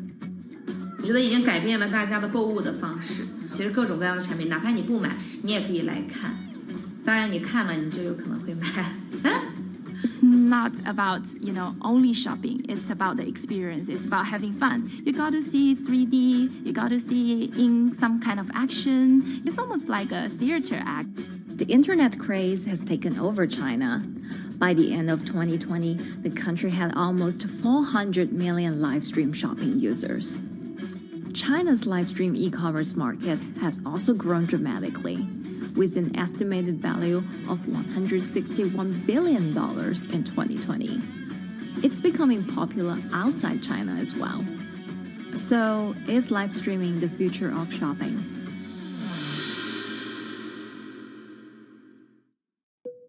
Live streaming is not a new thing. In China, it started in 2015 with the rollout of 4G. And it was first used for entertainment and socializing. Many live streamers performed for their followers or chatted to them, making money by receiving virtual currency and gifts. In the West, live streaming is mainly the domain of avid gamers. In China, it's broken into e-commerce. China actually has a very big e-commerce empire, so it uses these super apps, what we call, that you have payment, you have search of information, you have recommendation system, and you have huge amount of goods available on the platform, and as well as a lot of consumers. So with this advantage, they merge these features of live streaming to make the influencers actually sell goods. Here is a perfect choice: nice neutrals, beautiful print, nothing overwhelming, and the warmth and comfort of flannel. This is item. Traditional TV shopping involves a one-way direction, whereby a host introduces a product, demonstrates certain things, and say, call this number or something. But live stream shopping is live. That in itself is a very, very big difference. It causes different psychology. And live stream shopping is a very entertaining way of actually engaging someone else. When you shop, actually, this live streaming video will continue. It will minimize into a corner, and you can buy the items and pay all on the same app. And after that, the live streaming screen will just enlarge by itself, and the promoter will come back to screen. So it's very convenient. Taobao, one of China's biggest e-commerce platforms owned by tech giant Alibaba, added a live streaming function in early 2016. In the following years, other e-commerce and social platforms like JD and Douyin also integrated this feature. 开头的时候还是有很多的挑战的，对画面的这个流畅，然后是否能够很真实的去还原商品，它其实在这个上面是有很高的这个门槛跟技术的这个卡口在的。不管是我们的这个用户的接受度，还是商家的这个上手的这个难度都很高，但是这几年下来，基本上难点在不断被突破的。Over $70 billion worth of goods was sold via live stream on Taobao in the year through March 2021. Latest surveys show that over 60% of live stream users in China were watching shopping shows, and over 65% of them shopped at least once via live stream. In 2020, live stream shopping got a huge boost during the pandemic, when millions of people were in lockdown and many retailers were pushed online. People, during the lockdown, felt like there's a need for more social interactions. This live platform creates an interesting kind of environment that gives people the sense that I'm actually interacting with you. And then live stream shopping brings in a lot more variety of things that people could buy and satisfy, the sense of losing control, especially during the pandemic. At the heart of this craze are the top influencers who have tens of millions of followers and sell products worth millions of dollars every night. They often use their star power to get bargains from retailers, which in turn boosts their own sales and influence. So if you think about China's live streaming, you have to know the king and queen of the influencers. The queen of live streaming, Via, she is actually having the biggest viewership and the biggest sales volume for a long time on Taobao platform. She can sell everything from like Gucci sunglasses, lipsticks, homes, and cars. One time she offered her followers to go on a Tesla ride with her, and she even, for once, sold a rocket launch in her live streaming room for 40 million yuan. 接下来我们真的要上火箭。 The king will be Li Jiaqi, more widely known as Lipstick's brother. He used to be a cosmetic sales before he turned into live streaming e-commerce, and he knows a lot about the cosmetics. So he's the one that will actually put the lipsticks on himself when he's on the show. Top live streamers like Via and Li Jiaqi have become celebrities in China and can earn millions of dollars a year. Although not everyone can be as popular, mid-ranking live streamers like Tiffany still earn a good income through sales commissions. 如果说单从收入方面来讲的话，那主播的收入是比普通的工作要高很多。但是呢，主播这个工作时刻对身体，包括对精神都有很大的一个考验的。 就是每天需要集中精力，然后长达5-6个小时，这种状态是很累的。而且这5-6个小时的话，你是脑子是不停的，然后嘴巴是不停的，然后手也是不停的，眼睛也是不停的。像我们做主播，不是说单一的只做直播一件事情，然后还会有选品的一些工作，然后还会有一些其他的事情排在里面，其实是没有个人生活的。那我觉得增强粉丝影响力的话，不是说某一件事情。 可能今天做了什么事情你就增大了影响力，而是每天不断的内容的输出，粉丝不断的可能对你的了解，慢慢的信任你。里面有芝麻酱的味道，如果吃不习惯的话就慎买。A lot of successful live streamers are generally very good at communication. They're very good at articulating very simply what a product does, what a product doesn't do. In order for them to sell, they need to be trustworthy and appear trustworthy, and they need to, show in some ways that they're authentic, right? So for Via and Li Jiaqi, they are able to articulate that quite a bit through their body language, through what they say. For example, Li Jiaqi will also sometimes say bad things about certain products because to him that's his honest opinion, and sometimes people want to hear that. And so they seem very credible, they seem very trustworthy, and don't forget, they're also very entertaining and very interesting. If you're familiar with Li Jiaqi, he won a Guinness record for like the most lipstick applications to models in like 30 seconds. So if you're able to create a lot of buzz with interesting things that you do, people who may not want to buy lipsticks will also stream in just to watch what he does. And then from there, you might get hooked. 这就是一般女生出门的时候涂的口红的颜色。 Live streamers also use sales techniques such as limited time or supply. This sense of scarcity can often encourage viewers to buy. The platform in itself creates and enhances some of these things because you see it live. Something we call social proof has taken over, meaning that, hey, other people are interested, other people are joining in, other people want the same product. And they add it in the chat and they ask questions and they say, oh, I want this too. What happens then? It makes the whole product even more scarce. But it's not just influencers. Local farmers, luxury brands, even mutual funds have also started their own live stream shows. Working with very top-tier live streamers can be risky. It's not necessary that the benefits will end up with the brand. So we see company executives opening their own shows. And we see like P&G have their own sales room, which runs shows every day as well. We also have like local governors in like small towns to sell their agricultural products. So the live streaming is definitely transformed the way product owners can think about how to reach their consumers, and it enables a lot of players to actually sell. Live stream shopping is going global. Merchants in Southeast Asia have embraced this trend. And in the West, Amazon has upgraded its live streaming function, adding interactive features like chat rooms. Companies, including Google and Facebook, are also developing and investing in technologies to integrate video and e-commerce. 直播电商它其实已经开始成为主流，它未来的发展空间跟潜力都是巨大的。接下来大家会越来越依赖这种购物方式。会变成一个比较日常化、比较规范化的这么一个趋势。If you look at the numbers alone, their numbers alone, Li Jiaqi's numbers or Via's numbers, you know that they can sell and you know that they can generate revenue. Are they able to sustain it over a long period of time? It depends on how innovative they are at changing some of the things that they do. But you can't expect consumers one day turn into virtual shopping for good. There will be the nature of us that crave to go into the store, to touch the goods and actually wear it and see how it looks like and walk around in that with our friends. And those things wouldn't be replaceable with live streaming.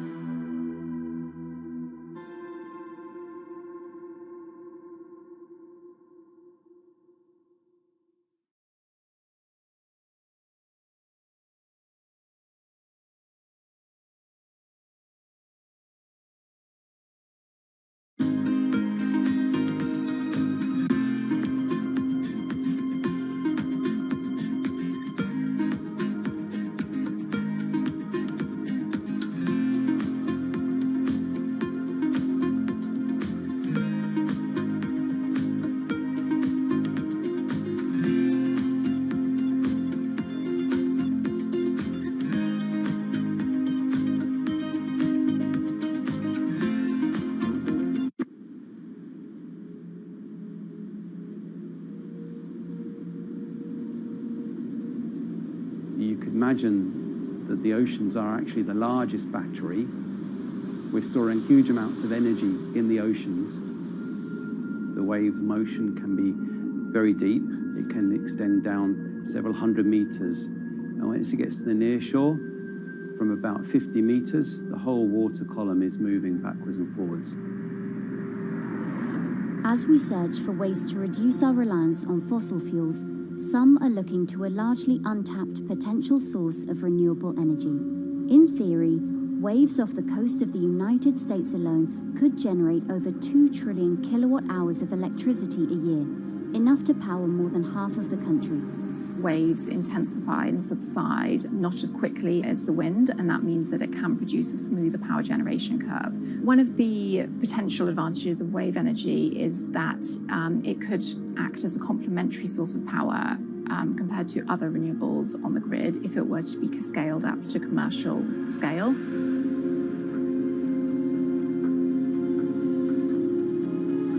For decades, engineers have been trying to convert wave energy into electricity, but a host of technological and financial challenges have complicated their efforts. In the years from around 2006 to 2015, there were a spate of bankruptcies in the sector, and this was largely because of a lack of kind of continuous proven projects out at sea with reliable electricity generation. Since then, companies have been trying to develop the technologies at a steadier pace and with a smaller cash burn. But the same questions remain. Can companies develop devices and technologies that actually work? Is wave energy just a novelty or something that can become a major renewable energy source?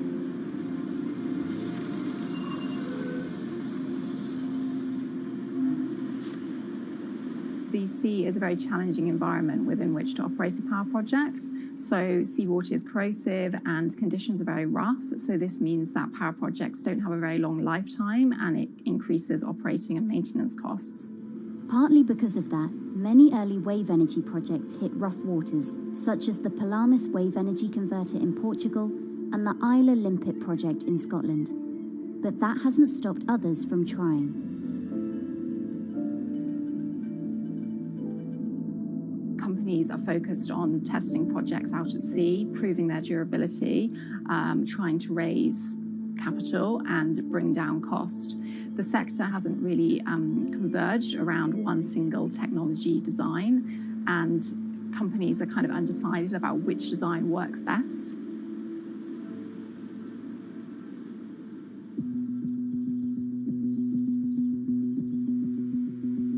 Finland-based AW Energy is a veteran in the sector. The first proof of concept of the company's device was made in the 90s after diver Rauno Koivusaari observed the strong back-and-forth movement of a hatch cover in a shipwreck in the Baltic Sea.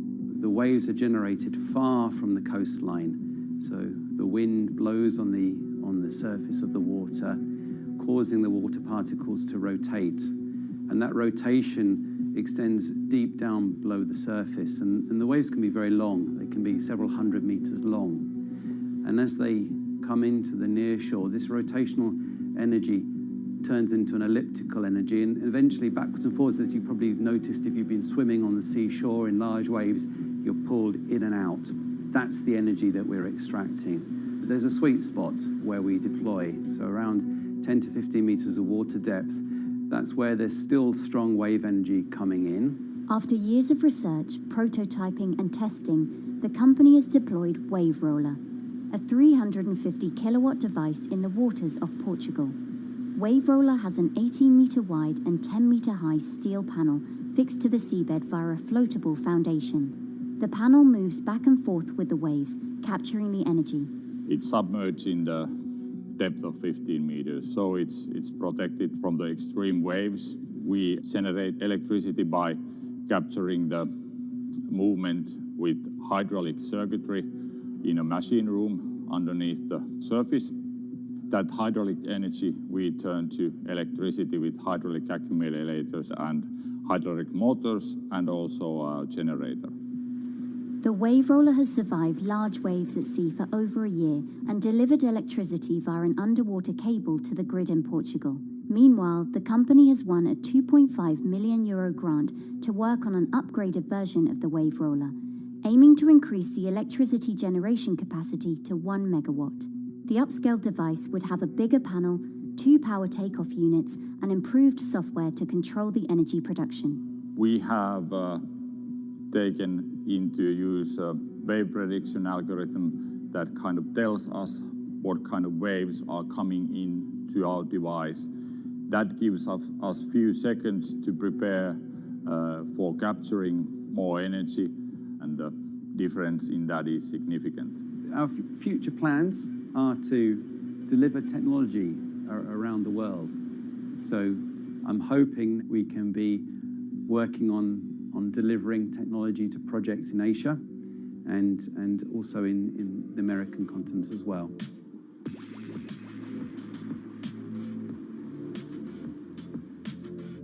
Meanwhile, Israeli company Eco Wave Power is taking a different approach to capturing the power of the ocean. For the company's founder, Inna Braverman, developing new sources of renewable energy is a personal mission.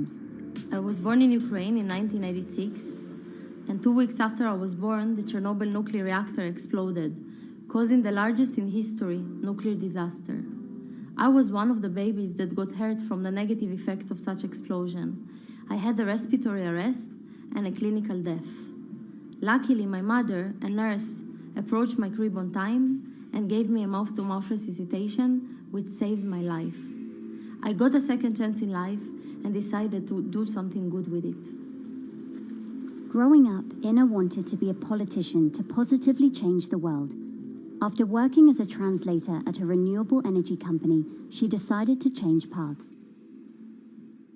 Solar and wind energy were fully commercialized. There were a lot of amazing technologies implemented everywhere. I saw that wave energy, although it's an immense source of electricity, the biggest companies in the world are trying to develop wave energy with no success. And there was kind of a race going on in the world of who is the company that is going to develop a viable wave energy solution first. In 2011, the then 24-year-old Inna co-founded Eco Wave Power. Instead of installing devices offshore, the company's devices are attached to existing breakwaters, jetties, and piers. Our technology is very cost efficient, especially in comparison to the offshore technologies, because we don't need any ships, divers, underwater mooring, or cables. We install on existing man-made structures, and all our expensive equipment, the generator, the hydraulic conversion unit, the automation, is located on land just like a regular power station. This is the EcoWave Power conversion unit that has been operating in Jaffa Port since 2014 until 2020. Here you can see how the technology works. Basically, the floaters are going up and down and pushing the hydro cylinders, which transmit biodegradable fluid into land-located accumulators. A pressure is being built, the higher the waves, the higher the pressure, which is used to turn the hydro motor, which is turning the generators.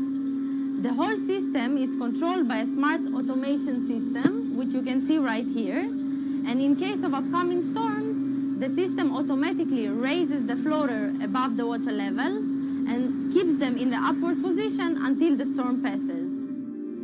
The company has been operating a 100-kilowatt grid-connected device in Gibraltar since 2016, which is enough to power 100 households. Currently, Ina and her team are working on another 100-kilowatt project at the port of Jaffa in Tel Aviv. The project will be also the first time in the history of Israel that wave energy will officially connect to the electrical grid.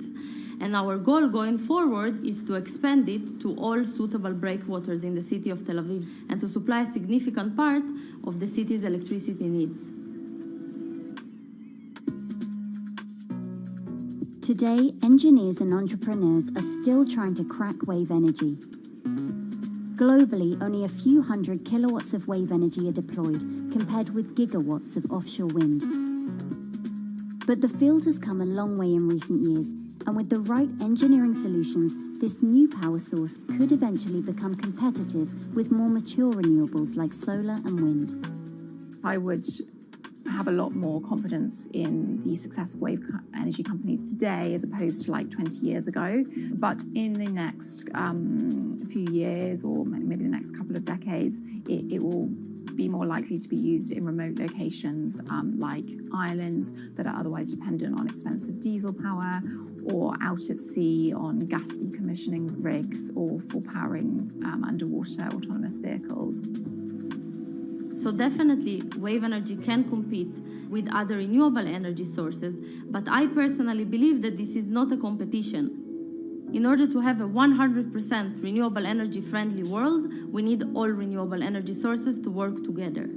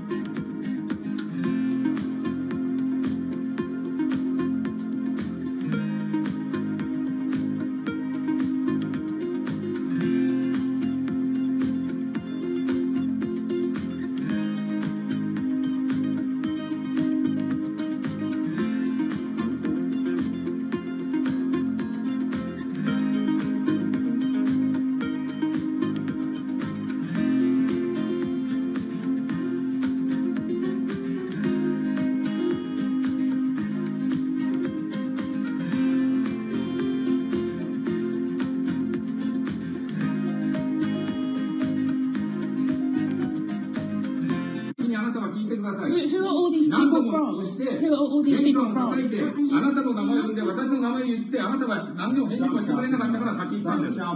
So can you please tell me? I'm not going to... please wait. You know, I've covered a lot of companies. I've covered a lot of Machiavellian companies where, you know, people play rough. I don't think I've ever seen anything on the scale of Nissan. He's making you, but you aren't from this side. I mean, it's corrupt.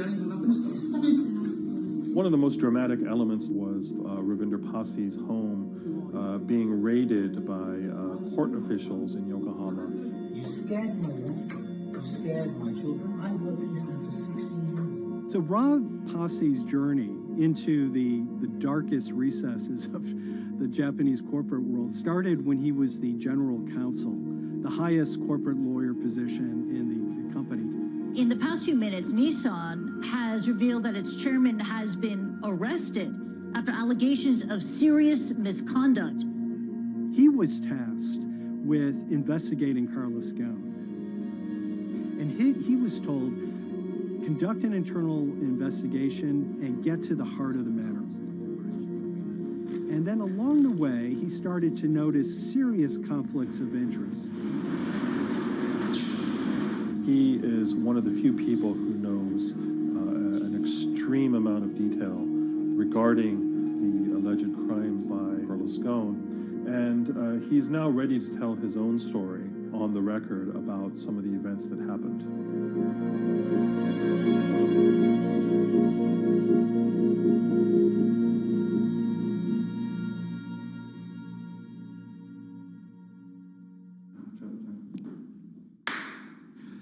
My name is Ravinder Passy. I'm the former Global General Counsel of Nissan Motor Co. Limited. And you could say, yes, I had a front row seat in terms of what was going on.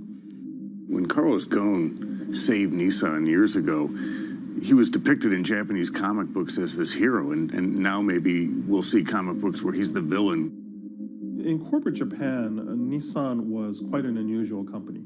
It was led for 2 decades by a non-Japanese executive.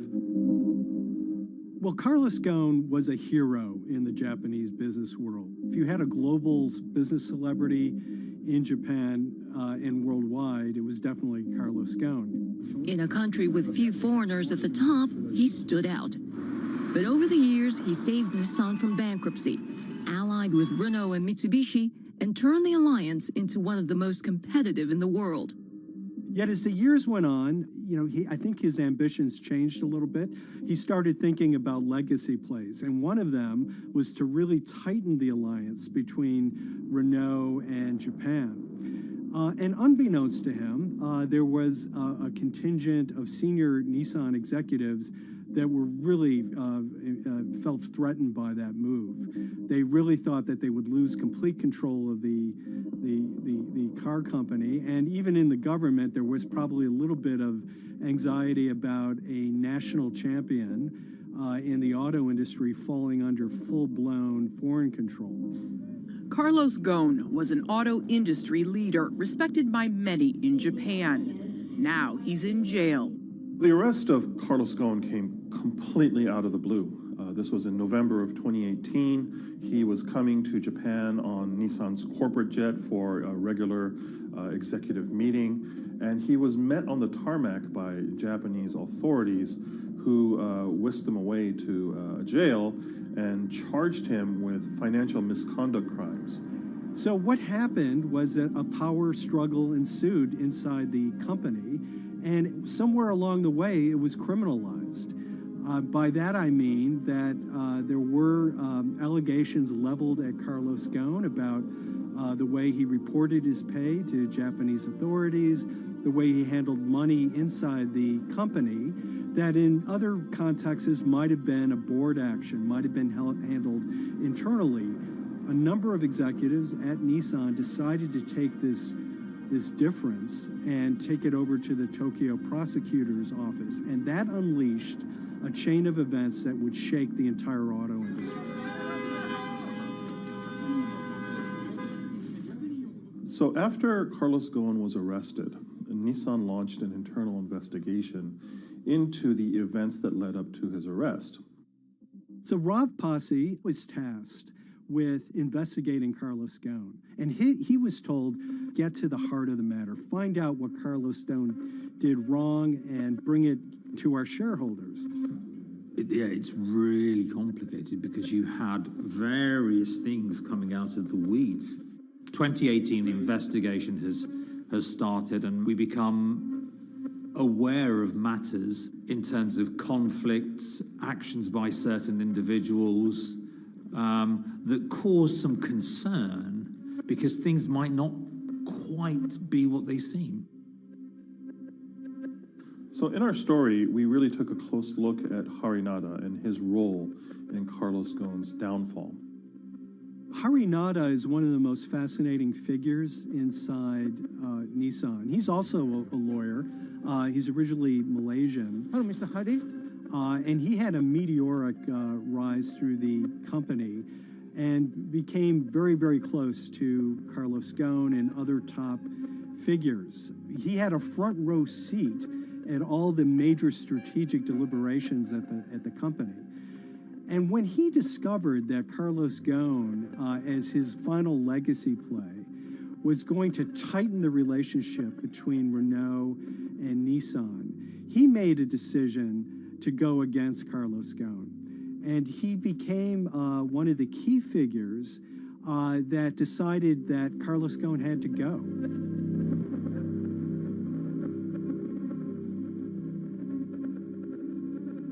Harinada was somebody who actually recruited me into the company. So I have a long-standing relationship with him, or did have a long-standing relationship with him. For many, many years, he was a mentor.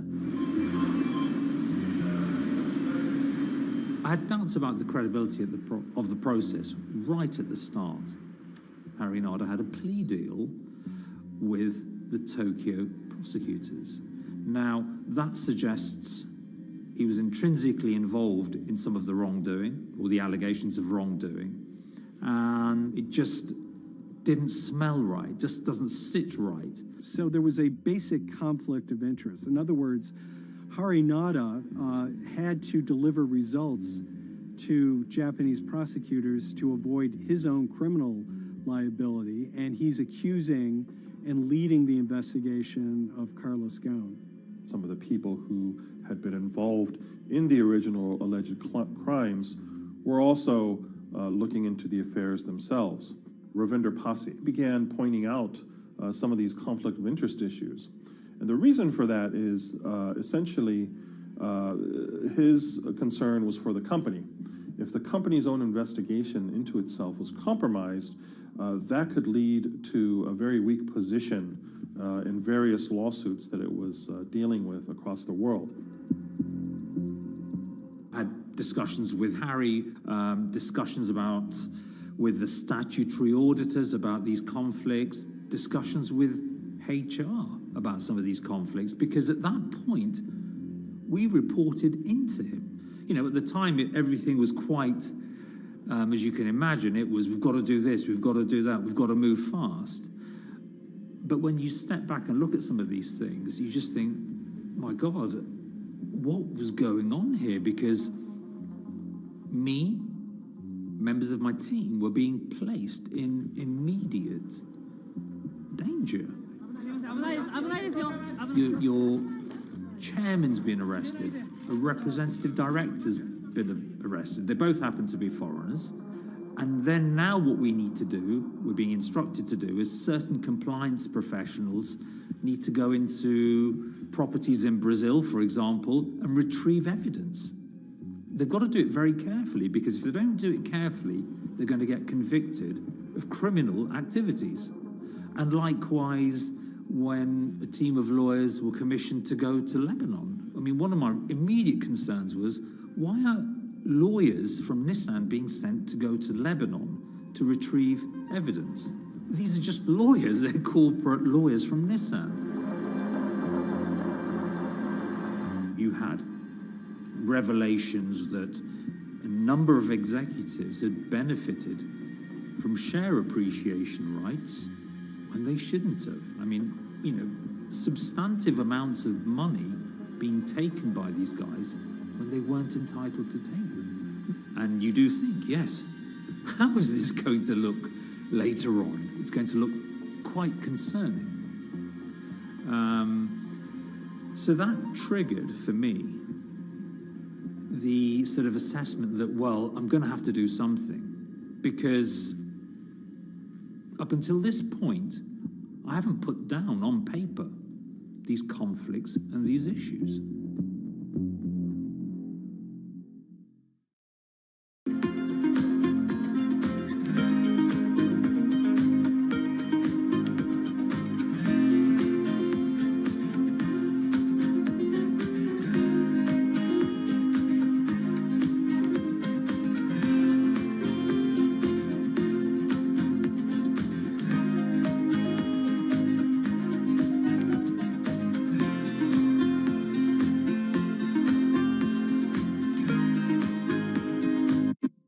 So Rav Pasi makes a fateful move. He writes this letter to the board listing every suspicion he has in great detail, backed up by evidence, backed up by memos of why this internal investigation had serious problems.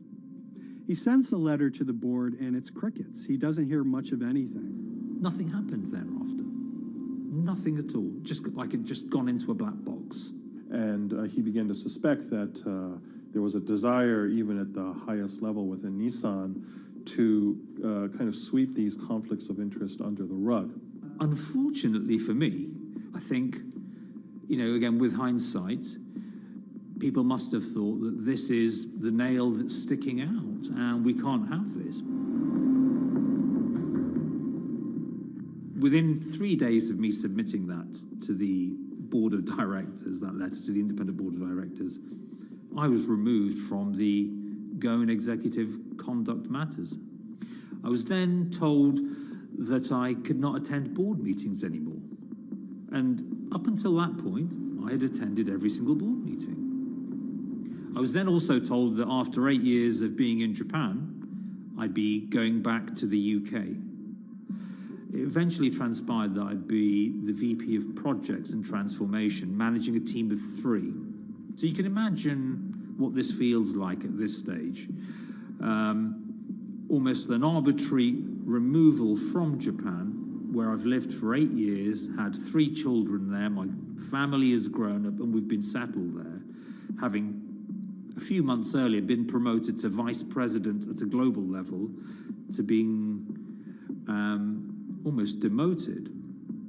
So Pasi was essentially being reassigned to get him as far away from the internal investigation as possible, and also to a certain extent in retaliation to some of the issues that he brought up regarding the internal investigation and Harinada.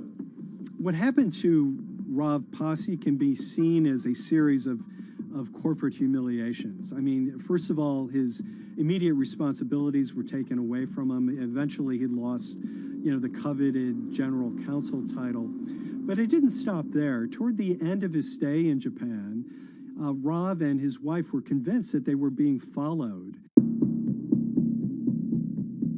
During that period, I'd noticed that whilst driving my car, I'd have other cars following me. First time I noticed this was around mid-March, and I was driving, I can't remember where I was going, but this grey van, small van, just literally started following me. And I noticed that there was somebody in the car taking pictures. And lo and behold, we were absolutely being followed either by people on foot or other individuals, 2 or 3, normally 2 burly men in a car, different cars at different times, following us around. They were following the family as well. And, given I'd seen the Nissan security department behave in a very, very egregious manner with others in terms of following and surveilling, I was very concerned as to what they were doing and who they were giving this information to. Because if they're giving this information to the authorities, you do think, why? What's going on here? I mean, this is just not normal behavior. And this all culminated in a rather dramatic event in the middle of 2020. Who are you people? Where Nissan had hired a legal team and had obtained an unusual court order from the district court in Yokohama to basically do a search of his home and seizure of his corporate laptop and phone and other documents. If you don't let us in now, we have to break this key. So it's a pretty extreme way to treat someone who'd spent 16 years at the company. These people have all come in. We don't really know who they are, apart from the fact that I've been shown a badge that says the Yokohama court. And they're here to recover a laptop and a mobile phone.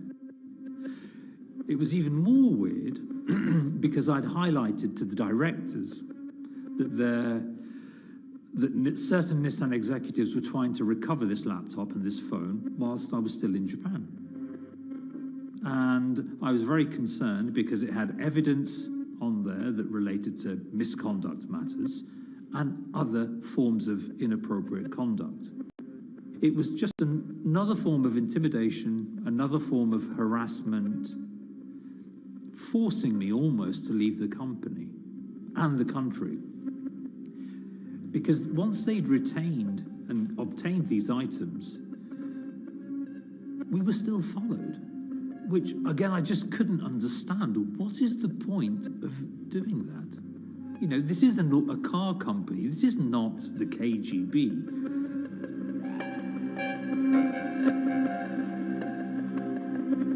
I think it's fair to say that Rob Posse didn't have full battlefield awareness of all the intrigue going on at Nissan. I mean, Harinata is interesting because he's both charismatic and charming, and one of the most brutal corporate infighters one could ever run across. This is a confidential company email, right? You should not have this.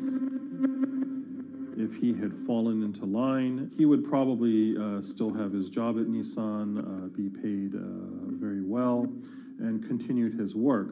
A career that he spent 16 years building at Nissan is irretrievably broken. It's been smashed to smithereens. He and his family paid a huge price, certainly. But in terms of being able to sleep at night, I think, he's come out ahead.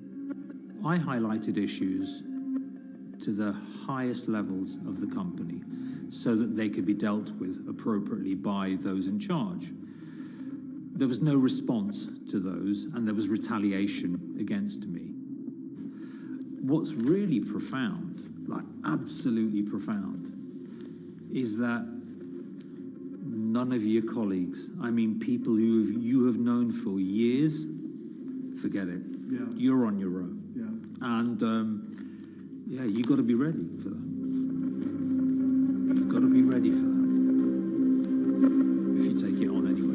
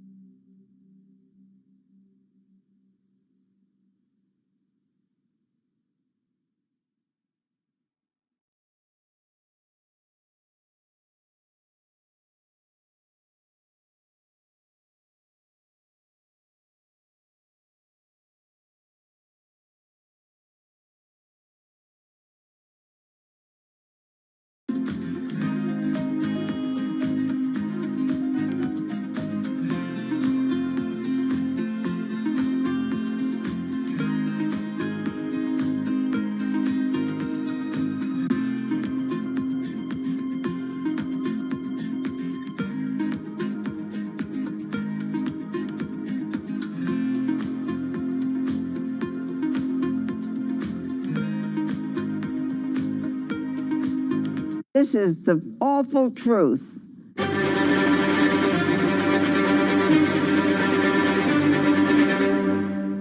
There's always someone in the family that's pushing it.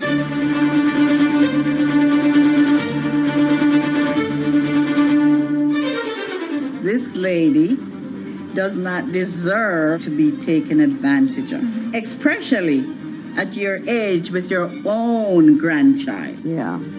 My grandma is having to sue them. I'm testifying against them. Nobody's talking. They're one floor below right now. I get afraid to go on the elevator. It's sad that it had to devolve to this. It's like a soap opera to me. It's a very sad thing. It's a family feud. A family feud. Here's a family that, on paper, you would think has the wealth that so many people seek, yet at the end of the day, it seemed to sort of rip everybody apart.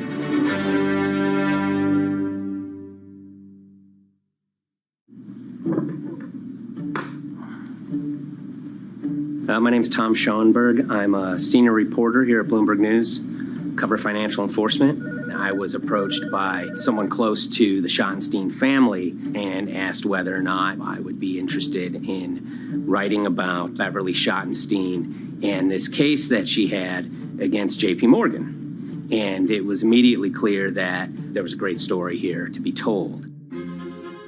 So I started just, assembling all sorts of documents that the family made available to me. That included a diary that Beverly had begun writing when she started having suspicions about what was actually going on with her money. Beverly obtained her wealth from the Schottenstein kind of retail empire that has at times included Big Lots, Value City, American Eagle Outfitters, DSW Shoes. Beverly's husband died, and at which point they sold off their portion of the company, bringing them an enormous amount of wealth at around 1990. Estimates of her wealth were around $90 million. She, for many years, had that pool of money being managed by outside advisors. Her grandsons in the late 2000s had both graduated and were becoming financial advisors. She gave them a little bit to work with, and over time, her grandson, Evan, became the trustee of her entire estate.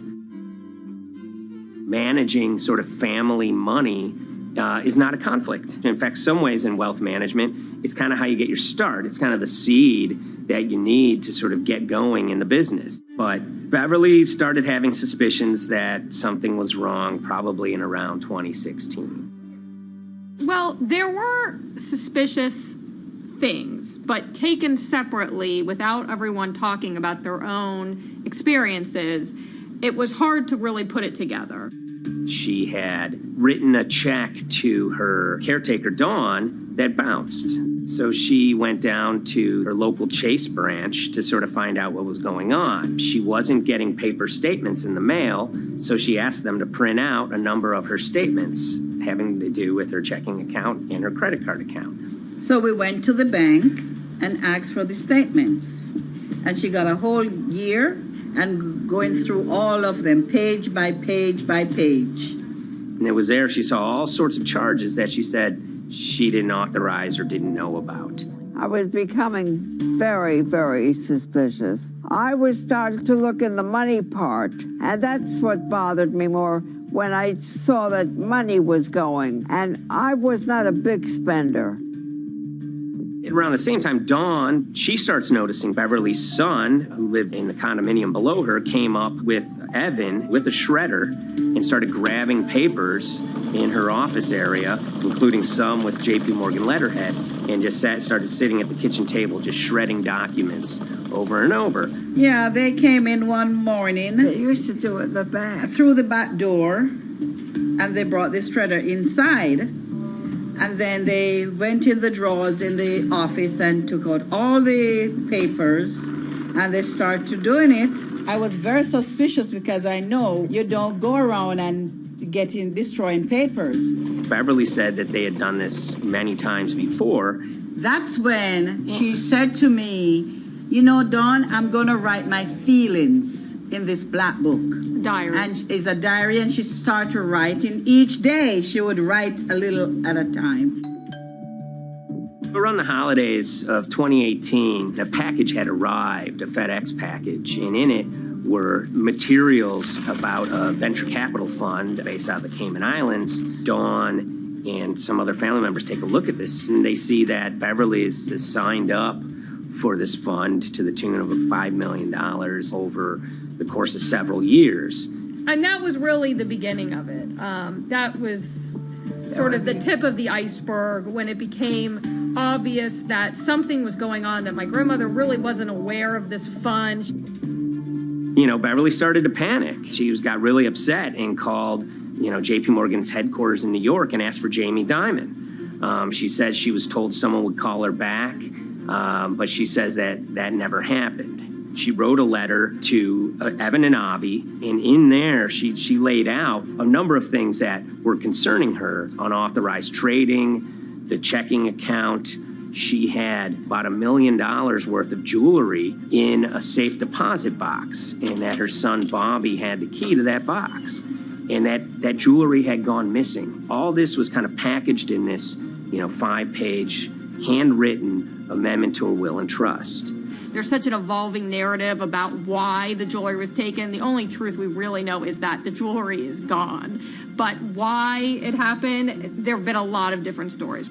You just don't take your mother's wonderful things and hand it out. And they emailed that note to JP Morgan to seize all activity on her account. And it ended up setting off a firestorm after that. As soon as they got this email that there was a cease and desist and that she wanted to send her money and change brokerage firms, they were actually vacationing one floor below downstairs. They're there right now. The next day, Beverly's in her place. The granddaughter's still in her place visiting. Dawn is there, and up comes Bobby kind of barging through the door. And he's screaming about what was sent to the JP Morgan. They're now investigating now. And he's furious, takes his mother and sort of puts her into a chair, gets pen and paper, and she says physically forced her to write a retraction letter. They were pushing me around. It was a scary time. I was really afraid too. I had to take her to the doctor, and she did an x-ray because she was in so much pain. The locks had to be changed. The phone number had to be changed. I really thought we were going to have to hire guards to be outside just for protection. Oh, it was terrible. Horrible scene. Beverly brought her case before the Financial Industry Regulatory Authorities, usually known as FINRA. It took several months of hearings. She sees all sorts of transactions that's going on, hundreds of them that she claims that she never knew about, never authorized, but yet were logged in JP Morgan's files as having been direct requests from her. That included the sale of a large amount of Apple stock worth several $1 million, as well as all her stock in Big Lots. Over the course of their time with JP Morgan, Evan and Avi were making all sorts of trading on her account that was generating millions of dollars in commissions for themselves and the bank, yet she was not sort of getting any of the type of gains that you would expect sort of an $80 million account in a bullish market to be able to get. They issued a ruling entirely in her favor, finding that her grandsons, as well as JP Morgan, they were liable for violating their fiduciary duty, misrepresenting themselves, and they also found that the bank and her grandson, Evan, were liable for elder abuse. Evan and Avi, they were fired from JP Morgan. They issued an award of about $19 million. I reached out for comment, and JP Morgan emphasized that Evan and Avi were no longer with the firm and that their actions do not represent the sort of values of the bank. I reached out to Evan and Avi, heard back from their lawyer saying that, they disagree with the law and the facts that FINRA kind of used to decide the case against them and are seeing if they can have it withdrawn. Her son, Bobby, wrote her a letter, said his sons weren't criminals, and he also admits to taking her jewelry. And he says he needed it to pay off some bad business debts he had. They never once came up to say, I'm sorry. If there had been an apology and some acceptance, and asking for forgiveness from my grandmother, I don't think we'd be in the position that we are now. Since the piece came out, we've received dozens of messages from people, many of whom are telling their own sort of personal tales of, kind of financial advisors gone bad, or family members who got control of an estate and abused, those within. Seems that it's really resonated with a lot of people. I keep, hearing a lot of feedback about Beverly and how, a lot of people feel she did the right thing. You're never too old to stand up for yourself and try to right an injustice. She was adamant that she wanted to stand up for herself. But at the end of the day, they did wrong. It's a painful life lesson. You know, Beverly taught them that you don't mess with grandma.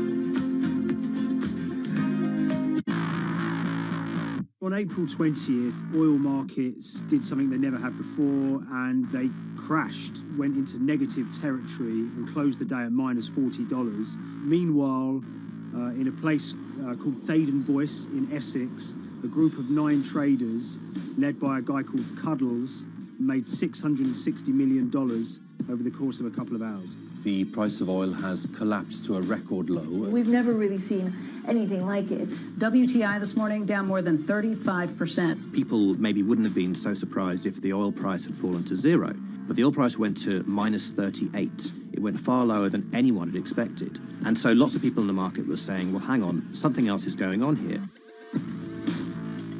A couple of months later, I started to get wind through a kind of network of sources that a tiny firm in the outskirts of London had made a huge amount of money that day and potentially had some part to play in what happened.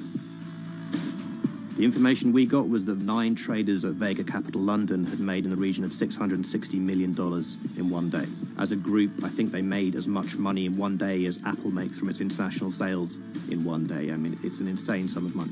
Did they pull off a fantastic trade? Did they predict the way the market was moving and get it absolutely right? Or was there something else going on, and had they actually done something that breached market rules in a bid to sort of push the market? And that investigation is ongoing.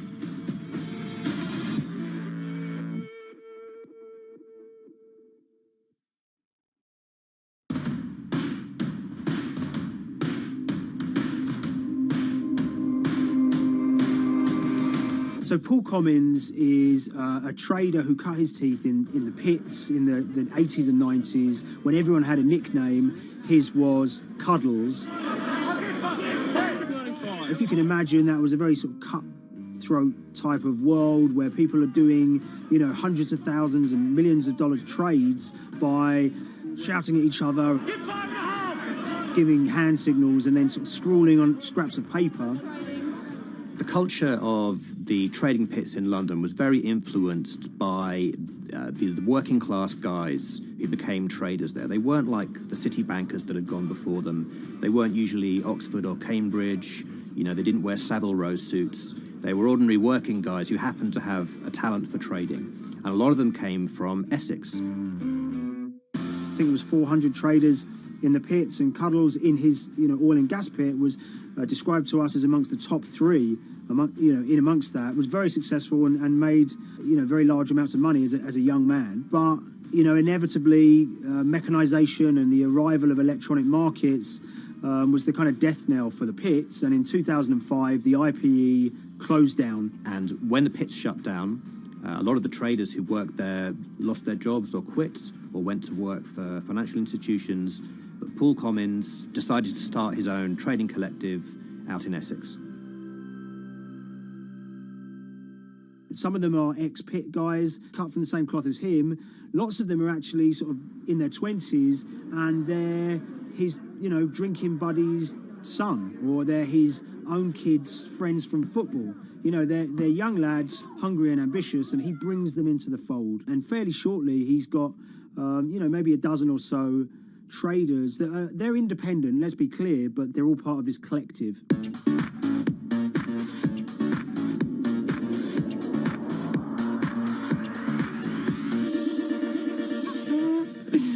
Yeah, I'll let Liam deal with Essex. I am from Essex, so I feel like I'm free to, to get into this. Sweet, as they say. If you were to ask someone in Britain how they would imagine a kind of Essex person, they would see someone who's maybe slightly flamboyant, with a sort of Cockney accent, a sort of Guy Ritchie-style accent.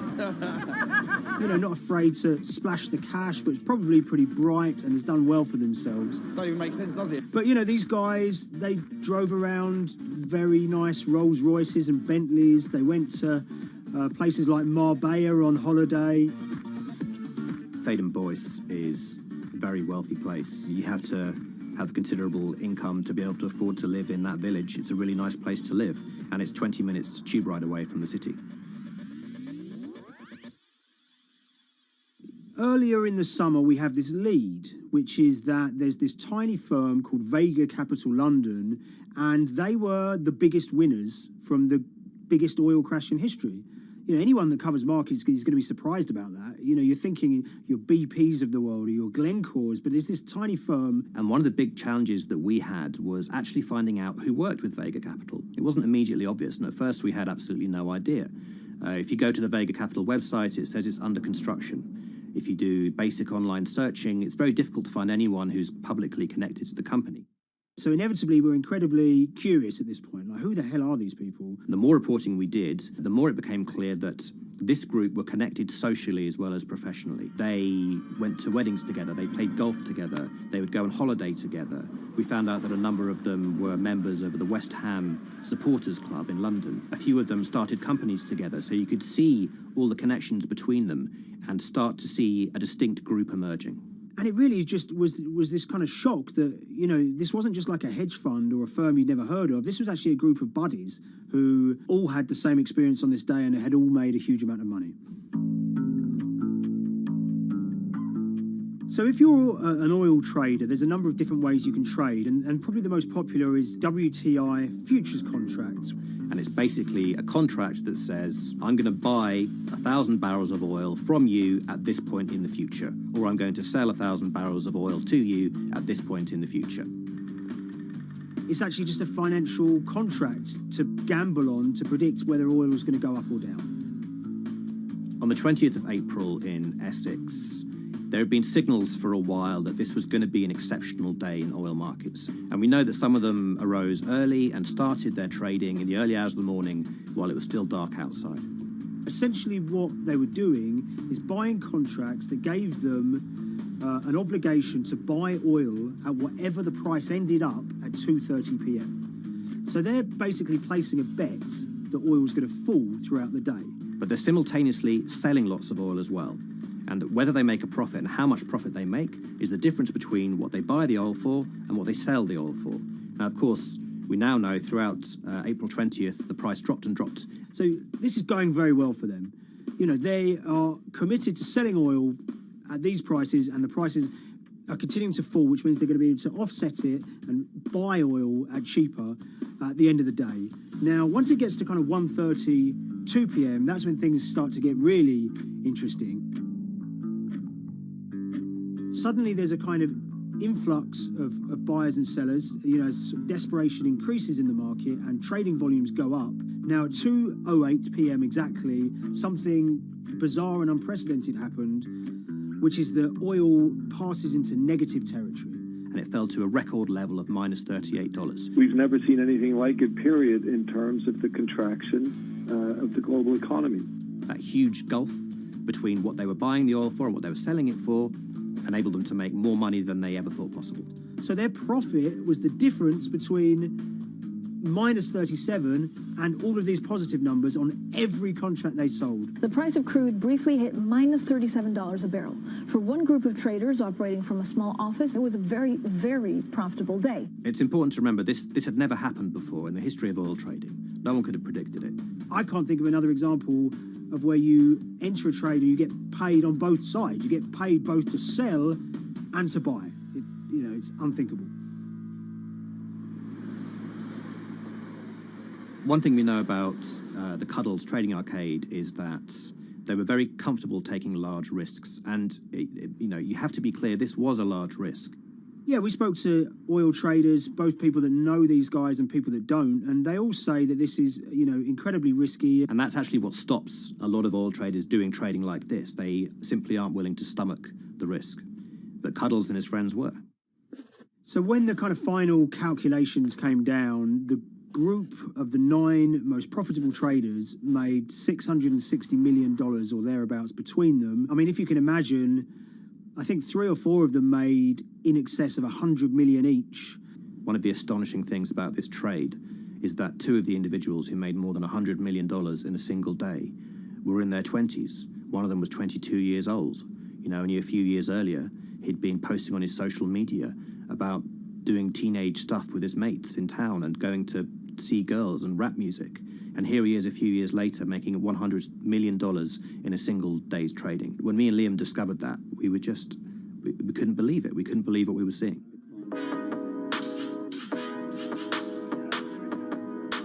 Oil trading is a zero-sum game. Anytime you're making money as an oil trader, someone else is losing it. Amongst the biggest losers were the investors in this Chinese fund, Crude Oil Treasure Fund. There were thousands of them, and they lost everything. Lots of people had put their savings into oil funds. They lost money that day. Big banks and brokers who sort of stand in the middle of trading parties, they lost money that day. And another interesting thing is that oil-producing countries like Kuwait or Canada, they sell oil as an average of the WTI closing price over the preceding month. So the fact that one of those numbers in that average was minus 37 meant, if you can imagine, countries like Saudi Arabia and Kuwait potentially lost a couple of dollars on every single barrel of oil they sold that month. Vega Capital's traders made such an extraordinary sum of money that it was inevitable there would be some scrutiny of what they did. But it wasn't just the sums of money they made.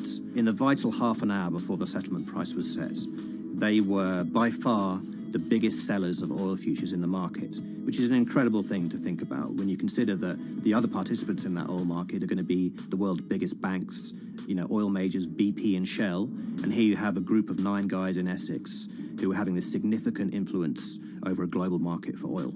I mean, I think you have to assume that if these guys had made $7 million or $10 million, they probably would be celebrating in Essex right now. But the fact that they made closer to $700 million has meant that they are facing understandable scrutiny.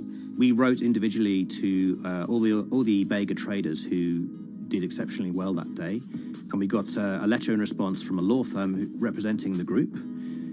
The law firm was at pains to point out, number one, that they haven't been accused of any wrongdoing, that they all traded independently and separately, and they'd basically all made up their own minds that this was what was going to happen in oil markets based on publicly available knowledge, and decided to execute this trade. What I love about these stories is there's a real variance of opinion, and some people will look at what happened and think that must be dodgy. They all traded at the end of the day. They all made a huge amount of money while all these people lost. That's shocking. But lots of people say these guys are at acute disadvantage. They're in a market that's inhabited by, huge technology-driven funds and firms and oil giants that have got all the advantages in the world, and when you get a bunch of Essex geezers who essentially beat the market and find a way to make a huge amount of money, they should get a pat on the back, really, because that's the dream. Since this happened, a lot of the guys have stopped trading the monthly settlements that they've done so well at in the past. Several of them have set up new companies. They've essentially gone very quiet. Any kind of social media presence they had has kind of closed down. By all accounts, they're, waiting this out. It's certainly too early to try and predict how the regulatory investigations are going to pan out. We just don't know. There's a number of potential outcomes for these guys. Potential punishments if there are any findings of manipulation against Vega or anyone affiliated with it. Might be you could be fined, you could be banned from trading, and in the most extreme cases there have even been criminal prosecutions in the past of people who have been found to have been manipulating the settlement and misconduct related to trade at settlement. There are other outcomes too. One obvious one is going to be they're able to walk away from this life-changing trade with all the money that they made, and celebrated as heroes in the trading community. That, you know, they'll go down as legends.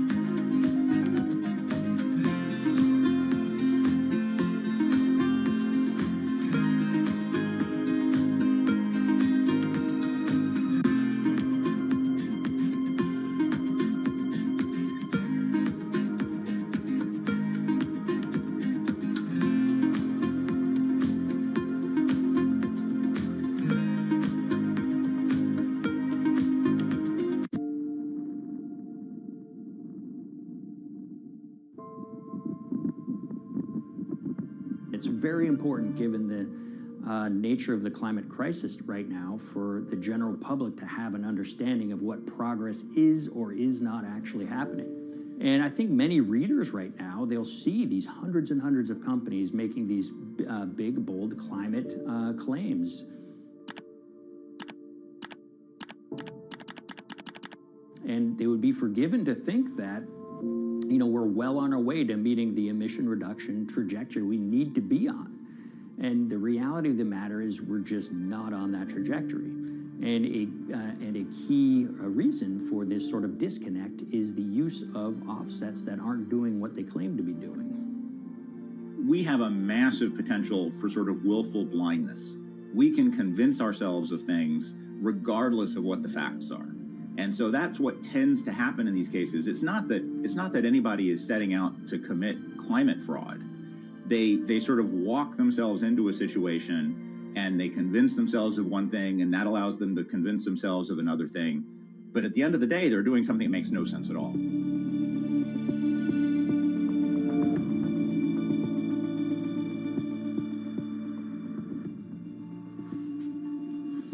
My name is Ben Elgin. I wrote the story about how the billion-dollar market for carbon offsets is setting back the fight against climate change. So one of the challenges in reporting on carbon offsets and trying to figure out what's going on is really finding good experts who have been steeped in this marketplace and are willing to candidly talk about it. One of the best people for this is a fellow named Mark Trexler, and I've been talking to him for more than a decade. My name is Mark Trexler. I've worked in climate change for the last 30 years. I was actually hired by the World Resources Institute in Washington to work on the first carbon offset project in 1988. In terms of defining a carbon offset, one of the beauties, so to speak, of greenhouse gases, sort of the silver lining of greenhouse gases, when you put up a molecule of CO2 into the atmosphere, it can be anywhere in the planet in 7 days. And therefore, if there's an option to reduce emissions on the other side of the planet, and you can do that very cheaply as compared to doing it in your factory, for example, then why not pay that person, that factory on the other side of the planet to reduce their emissions? Then you are, in a sense, offsetting your emissions, and the atmosphere doesn't really see your emissions anymore. So carbon offsets have been around for quite some time, and they were actually key with these international climate agreements, such as the Kyoto Protocol, which mandated the wealthiest countries reduce their greenhouse gas emissions. The treaty was signed on the 11th of December, 1997. Decided. The business community in general saw carbon offsets as a huge opportunity to comply with whatever policies and measures might be coming down the pike on climate change much more cost effectively.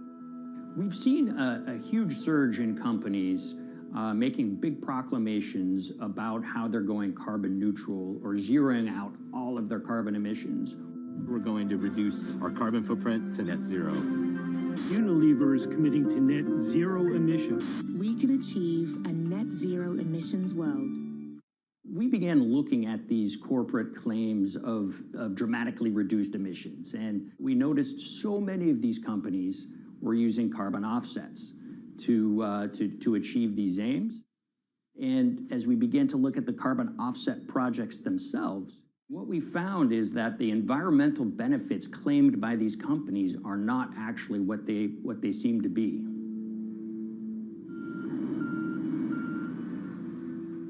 And as we sort of saw and spotted a number of these very aggressive carbon offset projects, which appeared to be generating inflated credits or bogus credits, we saw a number of them were associated with the Nature Conservancy. This surprised us. The Nature Conservancy is the world's biggest environmental group. They have about $1 billion a year in revenues, and they've been around for 7 decades. They've preserved about 125 million acres of land, and they've done so many good works over the years, and they've been very strong in terms of working with corporate partners. The Nature Conservancy has taken a different approach, a very pragmatic and pro-business approach. They will not go out and criticize a big polluter, but they're very happy to work with them. Some might say that, well, that's selling out, but others would say, and those at the Nature Conservancy would say, these companies have deep pockets. They can help fund important preservation work, and we have absolutely no problem working with them on this stuff. So companies are very warm, and they've partnered with the Nature Conservancy for many years. And yeah, it definitely lends a sheen of credibility to these projects. Here's 20 new reasons to visit Disney World this year. 1, 2, 3. If you look at, for instance, Disney, that's a sprawling company with theme parks and cruise lines that burn up diesel fuel. They have office buildings and television studios that consume electricity. So these companies are trying to make major reductions in their carbon footprints, but it's very difficult to change these fundamental ways their businesses operate. So Disney has been a big buyer of carbon offsets that are orchestrated by the Nature Conservancy. One of the projects that they buy from is called Pennsylvania Ridges. And that's a plot of land. Most of the land is actually about a 3-hour drive outside of Philadelphia. Interestingly, this land, 3,000 of these acres, was actually acquired by the Nature Conservancy in the late 1990s. This land was imminently threatened. There was a pending logging contract on this land. So they do what they've done so well for all of these years, which is they go out, they raise money from local philanthropists, and they go buy this land to protect it from developers and loggers. And at the time, according to an archived version of the Nature Conservancy's website, when they were proudly announcing this deal, they said, these threats have been abated because of this acquisition by the Nature Conservancy. So it's really interesting now, fast forward 2 decades to earlier this year when they put forward this carbon project. And if you look through it, this land is a key part of that carbon project. And what they're now saying is this land is now, once again, imminently threatened. 72% of the trees are going to be cut within 5 years.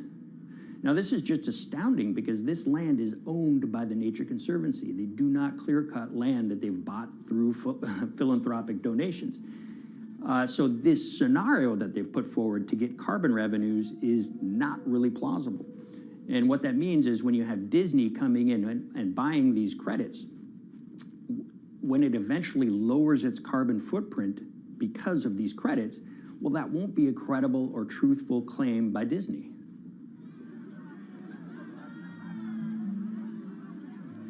So this is an organization that truly understands the threat of the issue of climate change and is wanting to do its part to address this. However, in this situation, it just appears their drive, which they've had for decades, to increase the amount of revenues that it can use for land preservation work. Nature Conservancy and many others see that carbon credits as a pot of money that they can tap into to further their own benevolent aims.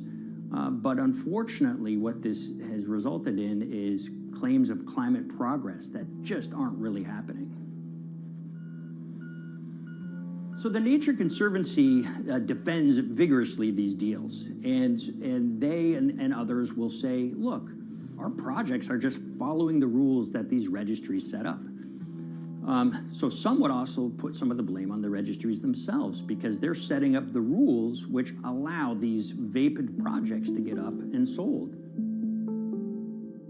So we've reached out to all of the companies we mentioned in this story, including Disney. They didn't want to be interviewed for this story, but they all told us that, look, we have to rely on the experts out there, and those experts, they say, are these carbon registries that have been set up. Most of these Nature Conservancy deals are set up and sold on this exchange. It's called the American Carbon Registry. Now, it's the oldest of these registries that allow voluntary carbon credits to be sold. They've been around since 1996. What these offset registries do is they set up rules, and any carbon offset project has to follow those rules. But there's this tension that's always there. If the rules are too strict, then it's going to be very hard for carbon offset projects to get up and running. So there's this balance going on where the registries want rules that attract projects, but they don't want it to be so strict where it will disincentivize projects from getting listed. One of the challenges with designing carbon offset systems is that there are normally two people at the table. You have buyers and you have sellers. And to some extent, you have policymakers, but you know, the buyers and the sellers are really the ones with the expertise, with the incentive to really participate hard, make a lot of things happen. And the challenge there is that both of them sort of want the same thing, or they're both happy with the same thing. They're happy with low-cost offsets and a lot of them, because that works for their business model. You end up, though, with nobody really representing the atmosphere, so to speak. Nobody's really representing the climate in those discussions. And so the policies end up biasing the whole system, and you end up in sort of a race to the bottom, and that's what we've seen happen. You know, when it comes specifically to the topic of carbon offsets, you know, I am a fan of carbon offsets in the sense that they can help mitigate climate change. They absolutely can. But, you know, if we're not going to do it correctly in a way that actually does help mitigate climate change, then it's nothing but a distraction. And, you know, after 30 years, you have to start wondering, is it really just a distraction? And that's really unfortunate, but that's where we are. Ultimately, what needs to happen is systemic change. You know, we're sort of nibbling around the edges with some of these different things. We need to change how we produce energy.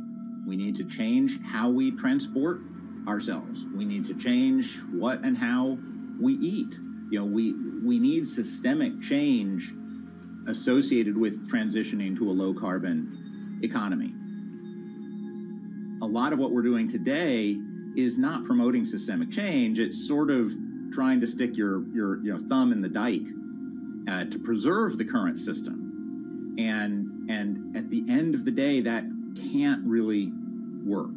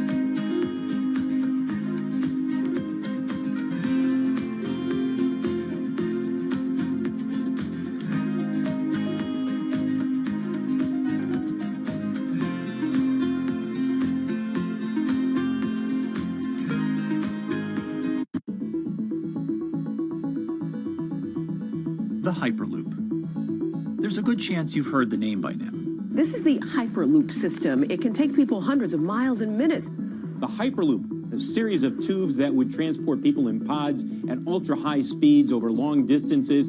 It's a remarkable new form of transportation that can whisk people from city to city in a flash. 29 minutes from New York to D.C., 30 minutes from L.A. to San Francisco. For years, we've been seeing these futuristic, utopian renderings of some cross between a spaceship and a monorail. But lately, the Hyperloop is becoming much more real. Yes! It was surreal to be even sitting inside a Hyperloop, and just even more incredible to actually be like riding down a track in something that was nothing more than a crazy idea 6 years before. Companies all around the world have been developing and testing the technology needed to propel passengers at speeds of over 1,000 kilometers per hour. But for many, speed is only the first step to unlocking the full transformational effects of a new mode of transportation. Fast is what we just sort of take for granted in the Hyperloop world. It's the network effects that really deliver the benefit. And that opens up a completely different scale of economic opportunity.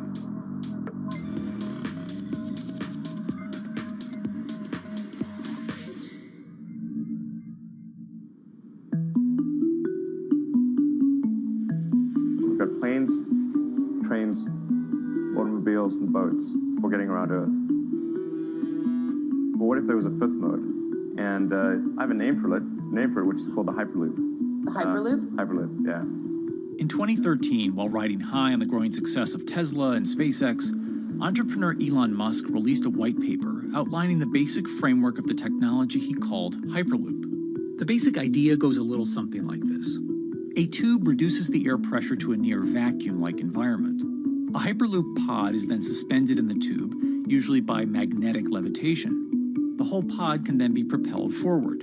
Because there's no traditional friction sources like air resistance or rolling friction that would push back against the pod, the Hyperloop is able to move at incredibly high speeds and do so fairly efficiently. Despite its futuristic name, however, the general concept behind Hyperloop is actually pretty old. In fact, New York City's first attempt at an underground public transit system in the 1870s was based on a similar principle. The pneumatic transit system was short-lived, however, only stretching one block and topping out at a rather leisurely 10 miles per hour. While Elon would make some 21st century improvements to this concept and bestow a very 21st century name, he wouldn't end up pursuing the technology itself, instead electing to focus his efforts on something a little bit deeper, literally digging the requisite tunnels via his boring company. It would take another billionaire industrialist who dabbles in spaceflight. No, wait, not that one. Yeah, that's the one. After Richard Branson would make a large investment in the company Hyperloop One, it would be renamed to Virgin Hyperloop. What we've always been trying to do as a company is show that this technology could work, that it could be made safe, and that ultimately it's something that's happening in the next couple of years, not the next 20 years. Josh Geigel is the co-founder and CEO of Virgin Hyperloop. In a familiar tech startup story, he's seen the project go from a garage to a large-scale testing facility outside of Las Vegas. So we started building the first kind of Hyperloop system in 2016. We've done a lot of work, about 500 tests that we've done on that over the last 5 years. And what we realized that we need to do is take that technology, show that it can be commercial, so drive the cost down, improve the efficiency, improve the performance. But the key thing is actually making it approachable and safe for individuals. In order to do that, Josh, along with Virgin's head of passenger experience, Sarah Lucian, bravely volunteered to take the inaugural ride. What her and I were realizing is we're the first two people sitting in a Hyperloop. The only type of people that have gone through this environment are in spacesuits, and there we are in just normal clothes because of the system, the safety of what we've designed. 3, 2, 1, launch. And then once we started going, you felt a bit of acceleration. We accelerated a little bit harder than we would in commercial. It'd be like a sports car. Yes. We got up to about 108 miles an hour on that test. And it's a short run. It's about 500 yards or so, and came to a stop. The test, lasting only about 20 seconds and covering only a quarter of a mile at just over 100 miles per hour, is a long way away from a true functioning Hyperloop. But as for optics, it's a crucial step for the future of funding. The number one question we got from investors or from project proponents or just people in general was is a Hyperloop safe? And what better way to show something is safe than by actually getting people on it.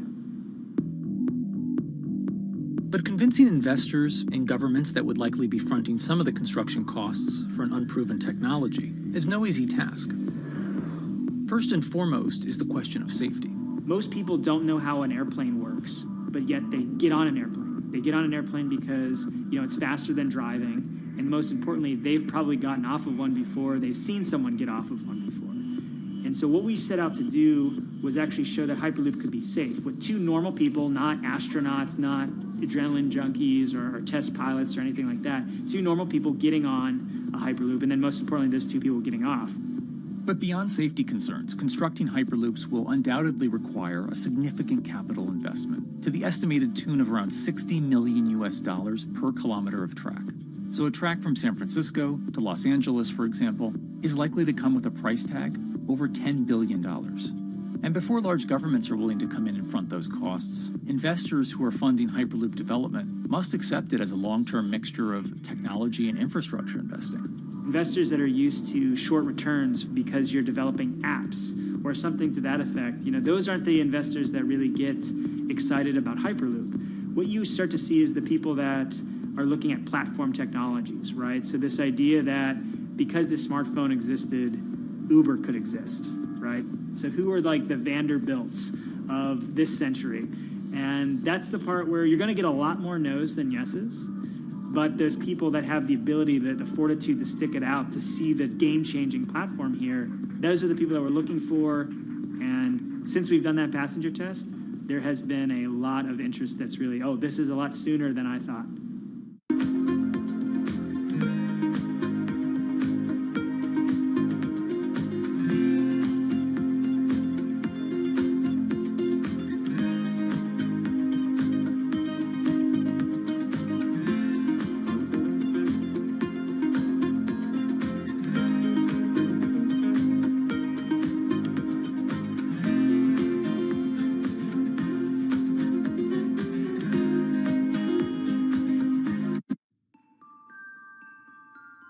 Envisioning the ripple effects of what Hyperloop could achieve, though, is fairly challenging at this stage of development.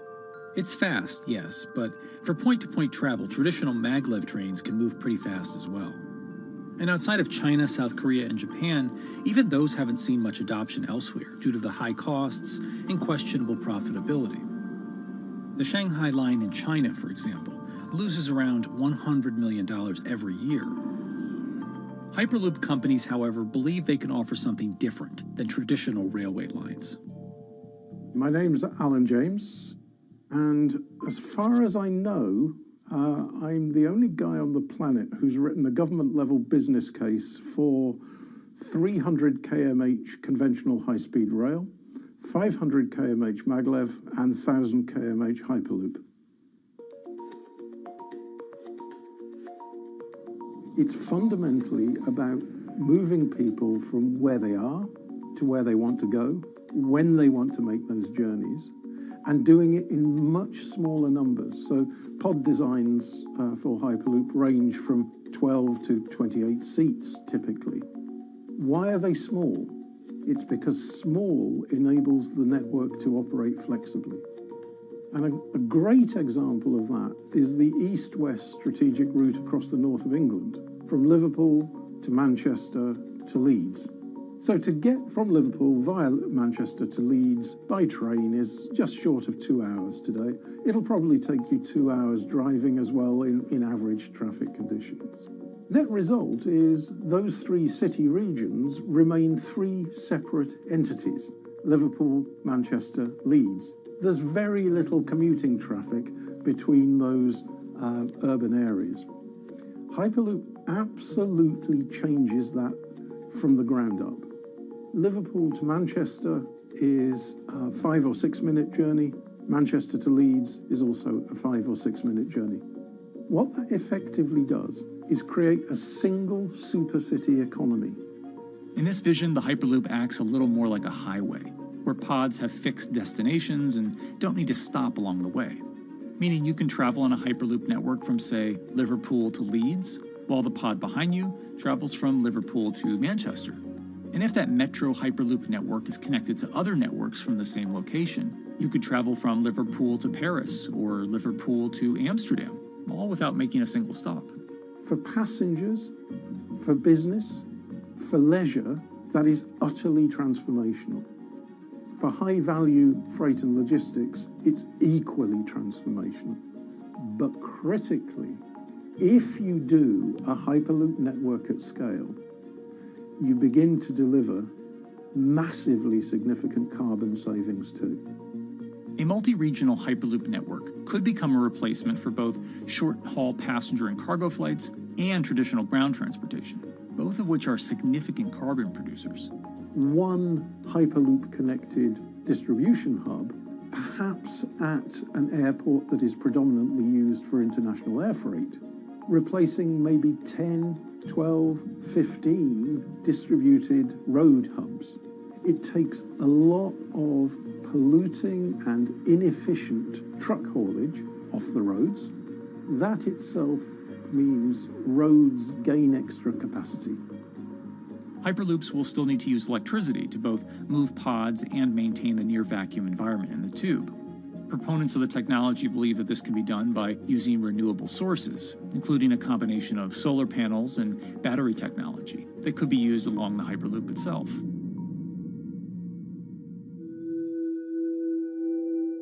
But even with all multipliers of time and carbon emission savings that a Hyperloop network may provide, the investment capital required to actually build such a network becomes even more economically and politically daunting. Committing doesn't mean spending billions on day one. Committing means, how do we phase it?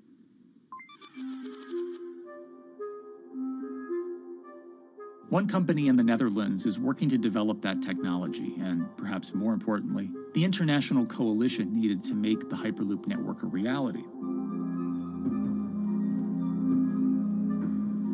So we are here in Europe's first full-scale Hyperloop test facility, where we can already prove every conceptual technology of the Hyperloop. This is Tim Houter, a co-founder and CEO of Hart Hyperloop, headquartered in the city of Delft.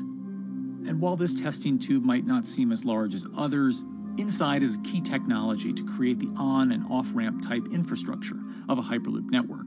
That is, a lane switch. That's something we can already test here. You can actually see it here, that the track is diverging from one track into two. That makes it possible to eventually split up the Hyperloop track in two sections. And in that sense, you can create a complete Hyperloop network that in the end will make it possible to travel, for example, over a whole continent. Take Europe, for example, with the same ease as you can now travel with a metro in a city. The nice thing about this magnetic levitation system that we've developed is that there's absolutely zero moving components in the track. So for example, if you have to do a lane switch, all you do is that the tube basically splits up, and statically the tracks also split up. And whenever the vehicle enters a switch, it either pulls itself to the right with its magnets, or it pulls itself to the left with its magnets.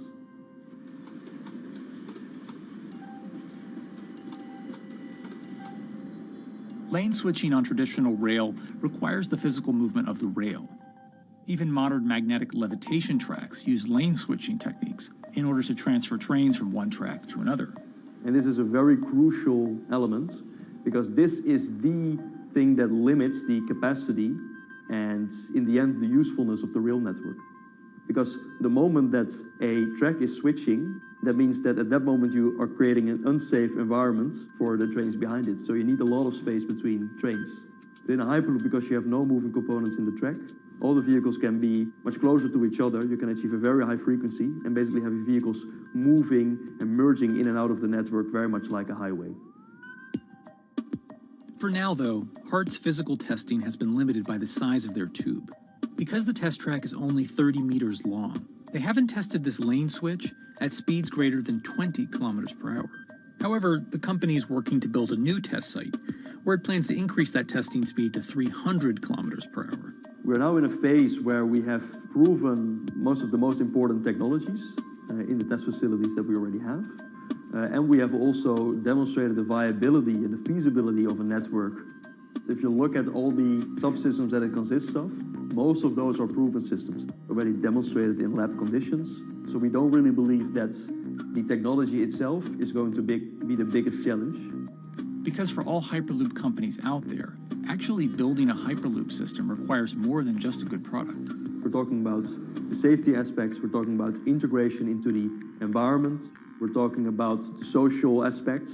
Do people feel comfortable traveling in such a system? So it's about all these different aspects, and the complexity is really getting all the different stakeholders that are relevant and that do need to contribute to bring this to market, to get them all following the same roadmap.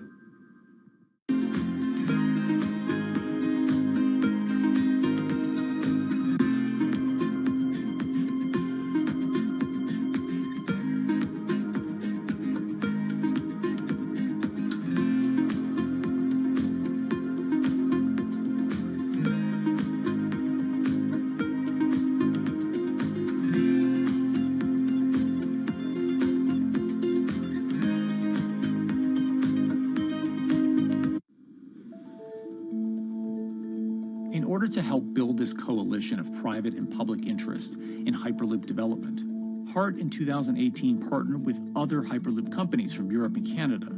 The goal was to define, establish, and standardize the framework to regulate Hyperloop systems. Right now we are working with all the Hyperloop developers together in setting up the first, let's say, structure for starting the standards drafting. One of the most important goals for HART is interoperability, which is essentially making sure the different systems can communicate with each other.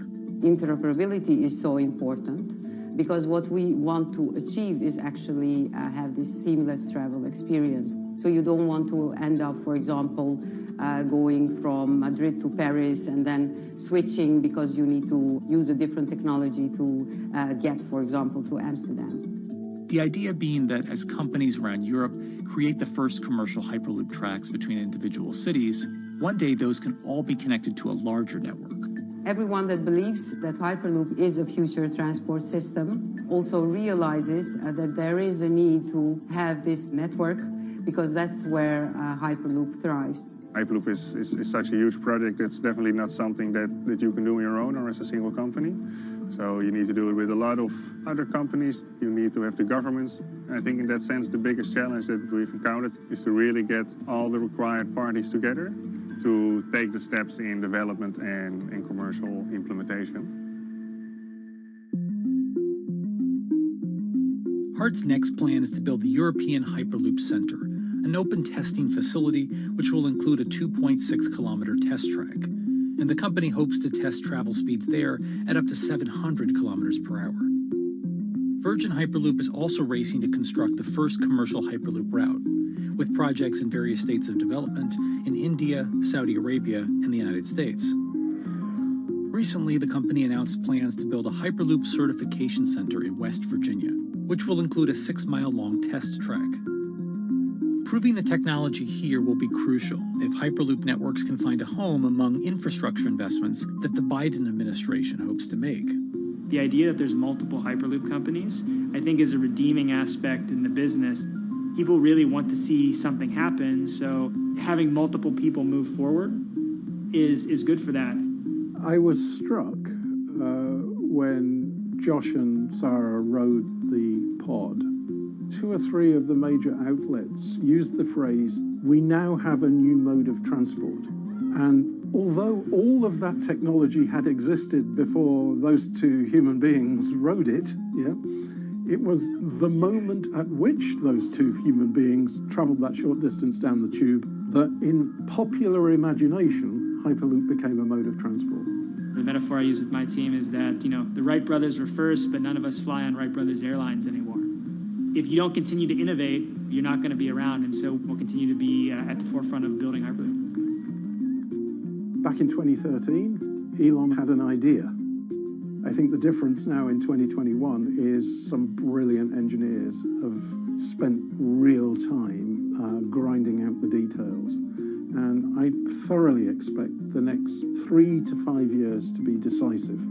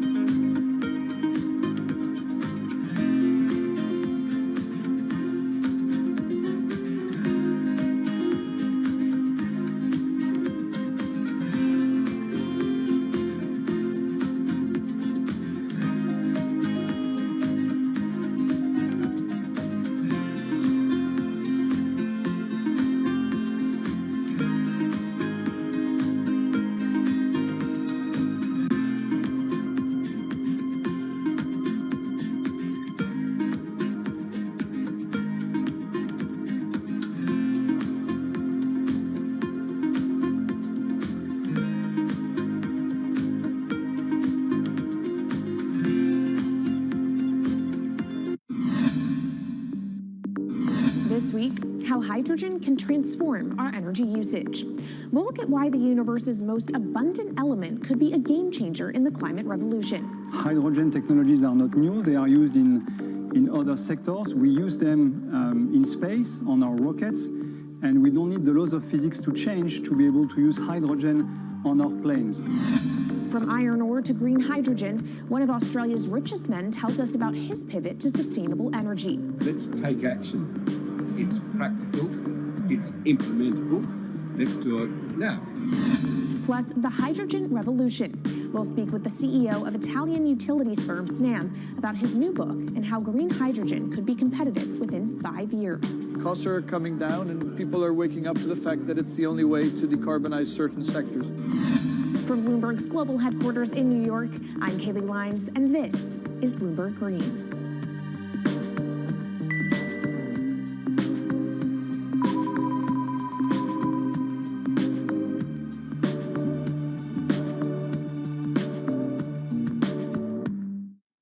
It's a new year, so here at Bloomberg Green, we're highlighting new solutions in the fight against climate change.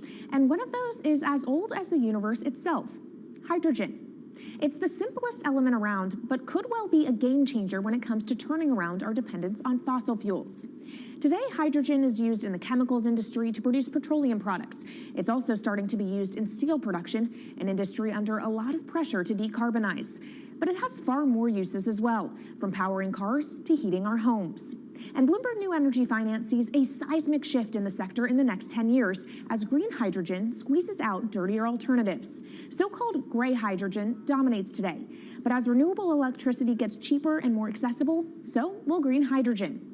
In this week's edition of Bloomberg Green, we'll explore what this push into hydrogen means for tackling climate change. We'll hear from Australian billionaire Twiggy Forrest about his pivot from iron ore to hydrogen, and we'll also speak with the CEO of Italian utility company Snam about his book, The Hydrogen Revolution. But first, what are we using hydrogen for, and why does it actually matter? Christine Lee Edwards explains. Hydrogen, the most plentiful element in the universe. On Earth, we find it mostly bonded to oxygen in the form of water, or in other gases known as hydrocarbons. Hydrogen gas, H2, burns hot and clean, making it an attractive tool in the race to net zero. But isolating hydrogen from other elements is no easy task. Today, the cheapest way to do this is via chemical processes that break up natural gas. This releases a lot of carbon dioxide. Another method is to use electricity to split water molecules in a process called electrolysis. Although there is no carbon byproduct, a lot of electricity is needed. And if this power comes from burning coal or gas, it negates the zero emissions goals of using hydrogen to begin with. Hydrogen produced in this way, powered by fossil fuels, is called gray hydrogen. If carbon capture and storage is used together with fossil fuels, then it becomes blue hydrogen. If nuclear power is used, it's called pink. And finally, green hydrogen is when it's produced via electrolysis and powered from renewable sources. This method is considered emissions-free. It's predicted that by the early 2030s, H2 made from renewables will be cheaper than that made from fossil fuels. But that hinges on the cost of electrolysis declining, which will be achieved through larger projects and an expansion of manufacturing.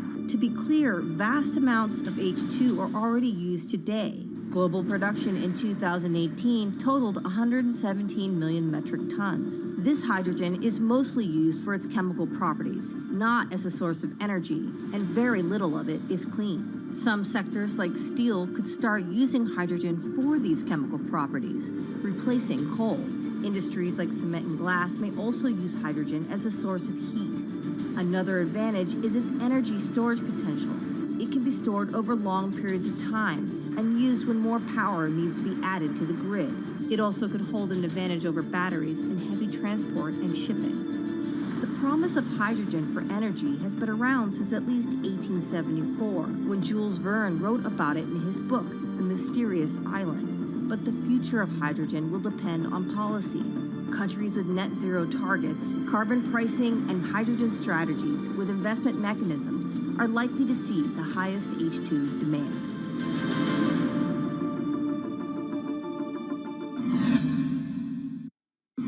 That was Bloomberg's Christine Lee Edwards explaining what hydrogen means for the energy transition.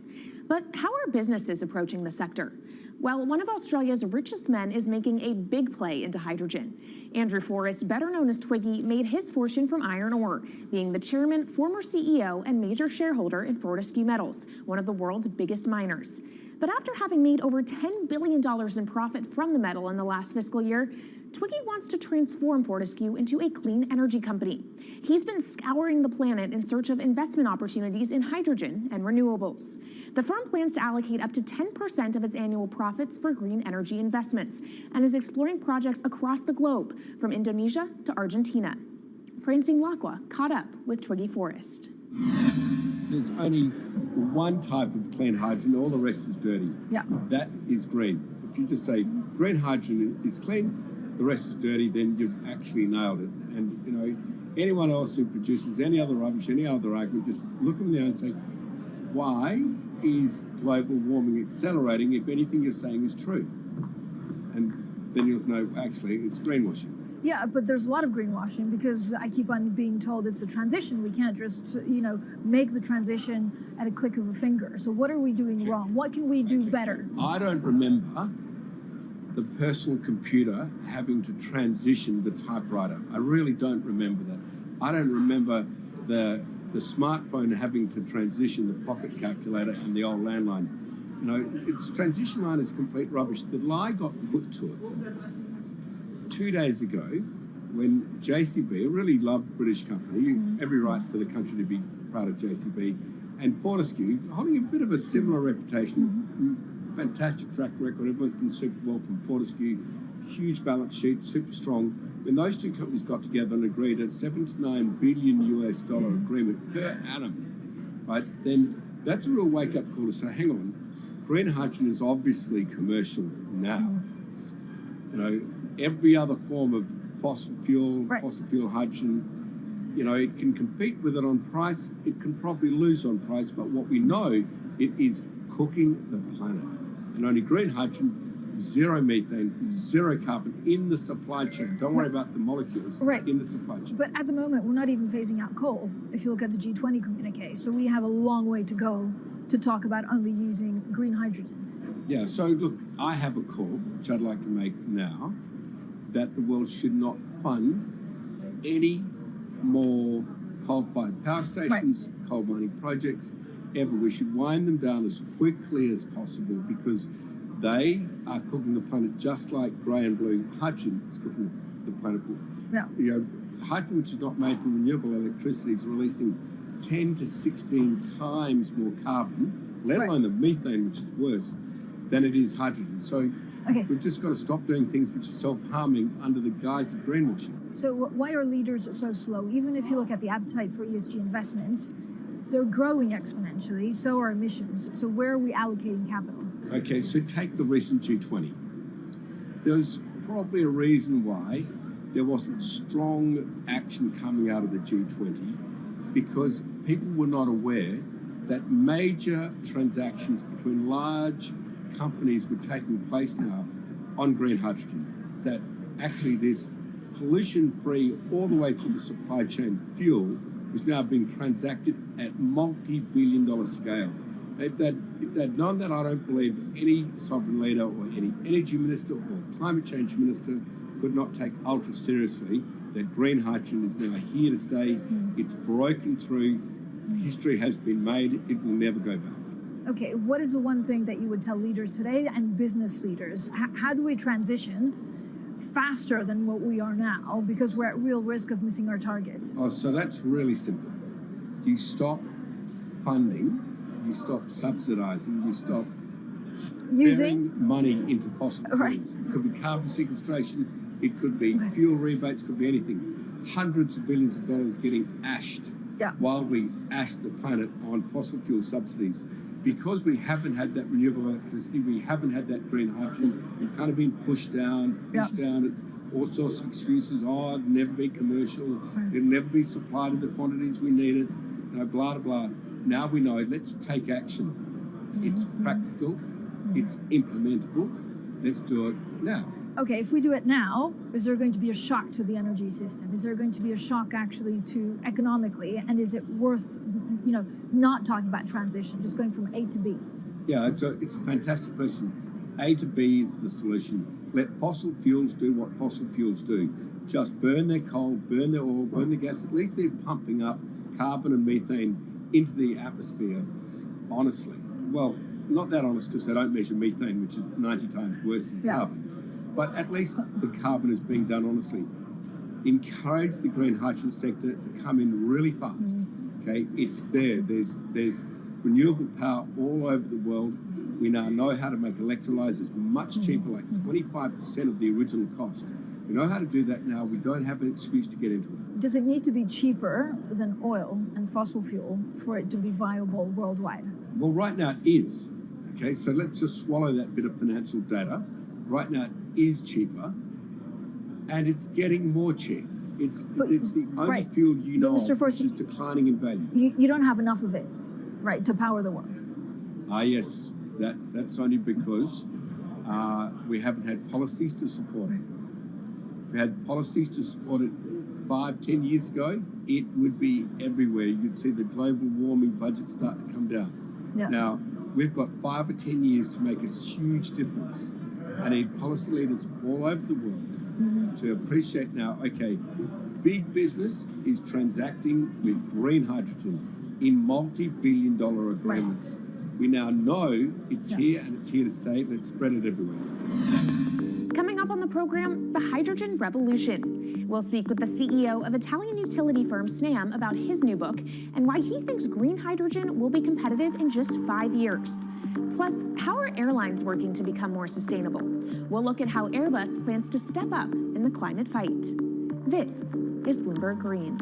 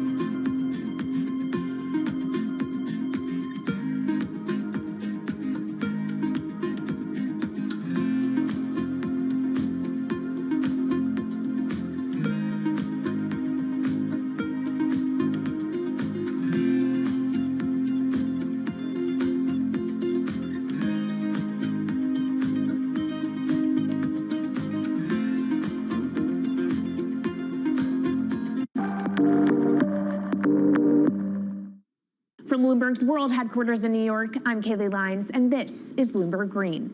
What will the world look like in 2050? Will global temperatures have stabilized, electric vehicles be abundant, and solar and wind power homes around the world? According to Marco Alvera, the CEO of Italian energy company Snam, that vision of the future could be a reality. And he says that hydrogen will pave its way.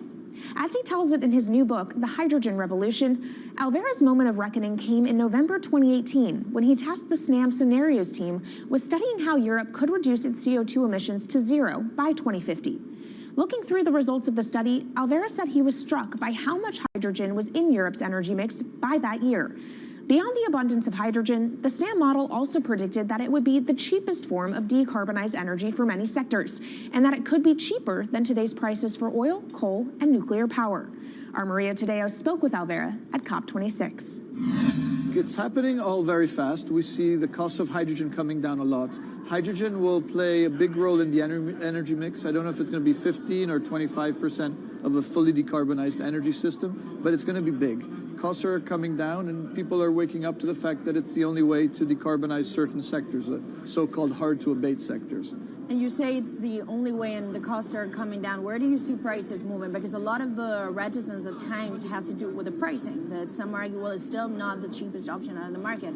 So when I was first working in hydrogen in 2004, it was costing $1,000 per megawatt hour. 2010, 600. Today, 100, and we see it going down to 50 in 5 years' time, and to going down to $25 per megawatt hour in the next 10 years or so, which is a quarter of where it is today. That's really because renewable energy, and we're talking green hydrogen here, renewable energy costs are falling, but the cost of making the electrolyzer, which is the kit that you use to convert solar or wind energy and water into hydrogen, the cost of this kit is falling a lot because it doesn't really exist on an industrial scale. So as we build up capacity, we industrialize it, we standardize it, and we squeeze costs out. That's really the cost trajectory. And for that, of course, you need demand, however, for governments and also institutions to kind of buy into this idea that it is the future and we want to invest and create infrastructure. What are they telling you? When you speak to governments, when you speak to officials, are they keen on this? They're very keen. So the Department of Energy shares our view in the States of getting to below $1 a kilo, which is $25 a megawatt hour.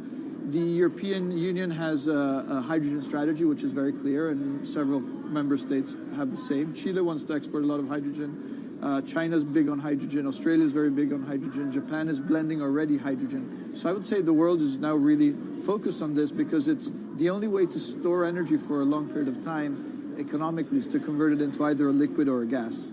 And of course, you talk about the price, but the other big component is the volume. You know, how big can you go? Where do you see that on a time scale? So wherever it's sunny or windy, you can produce very cheap hydrogen eventually. And so compared to oil and gas, which are concentrated in few parts of the world, it's going to be very democratic from that point of view. So every sunny place, every desert, every ocean wind can be turned into hydrogen that we can put on ships, in pipes, and really start trading it around the world. So it's going to happen a lot faster than a lot of people think. So, and when you say a lot faster, what is that in time? As I said, $50, which is essentially oil parity within 5 years. And then, depending on how quickly we ramp it up after that, we could get to $25, which is coal parity before the end of the decade. And in big scale. In big scale, because once you get to coal parity, that's the only way we're going to get China and India to stop burning new coal. We have businesses in China and in India, and I see a lot of hydrogen development, a lot of renewable development in both countries. The India announcement was incredibly strong on 2030. Some people were upset about the 2017 net zero deadline, but when it comes to 30, he announced a big, big commitment to get to 50% renewables. Were you surprised by it? I was surprised that they would make it so explicit, and even the net zero is a big thing for them. And so I think it will happen faster than 2070 because of the falling cost of renewable and hydrogen. India's burning 80 gigawatt of oil, of diesel, to keep the lights on. So there's an immediate opportunity there, and we're very interested in working that country. And with regards to China, perhaps the fact that we haven't really seen them active, I guess the diplomats are working on this, but we haven't really seen the leadership. It's going to be technology, it's going to be industry. I think China has committed to a net zero, which is very important. At the G20, China was clearly behind the 1.5 degrees. So I think a lot has been achieved between the G20 and COP, and I think what's really important is to see in the coming years how quick. It's in our hands to make part of this happen in 5 years, or it could otherwise happen in 15, 20 years. It's about building the project. The capital is there. We saw how many trillions of dollars are already committed. What's missing is really the projects, and that's where companies like us step in. Marco Alvera, CEO of SNAM there, speaking with our Maria Tadeo. Let's turn now to the aviation industry.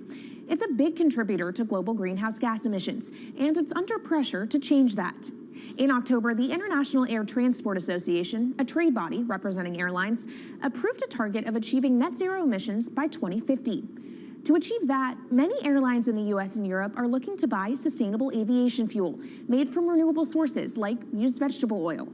Initiatives like these are pushing plane makers to come up with some radical new aircraft that will eventually cater to our growing appetite for travel without hurting the environment.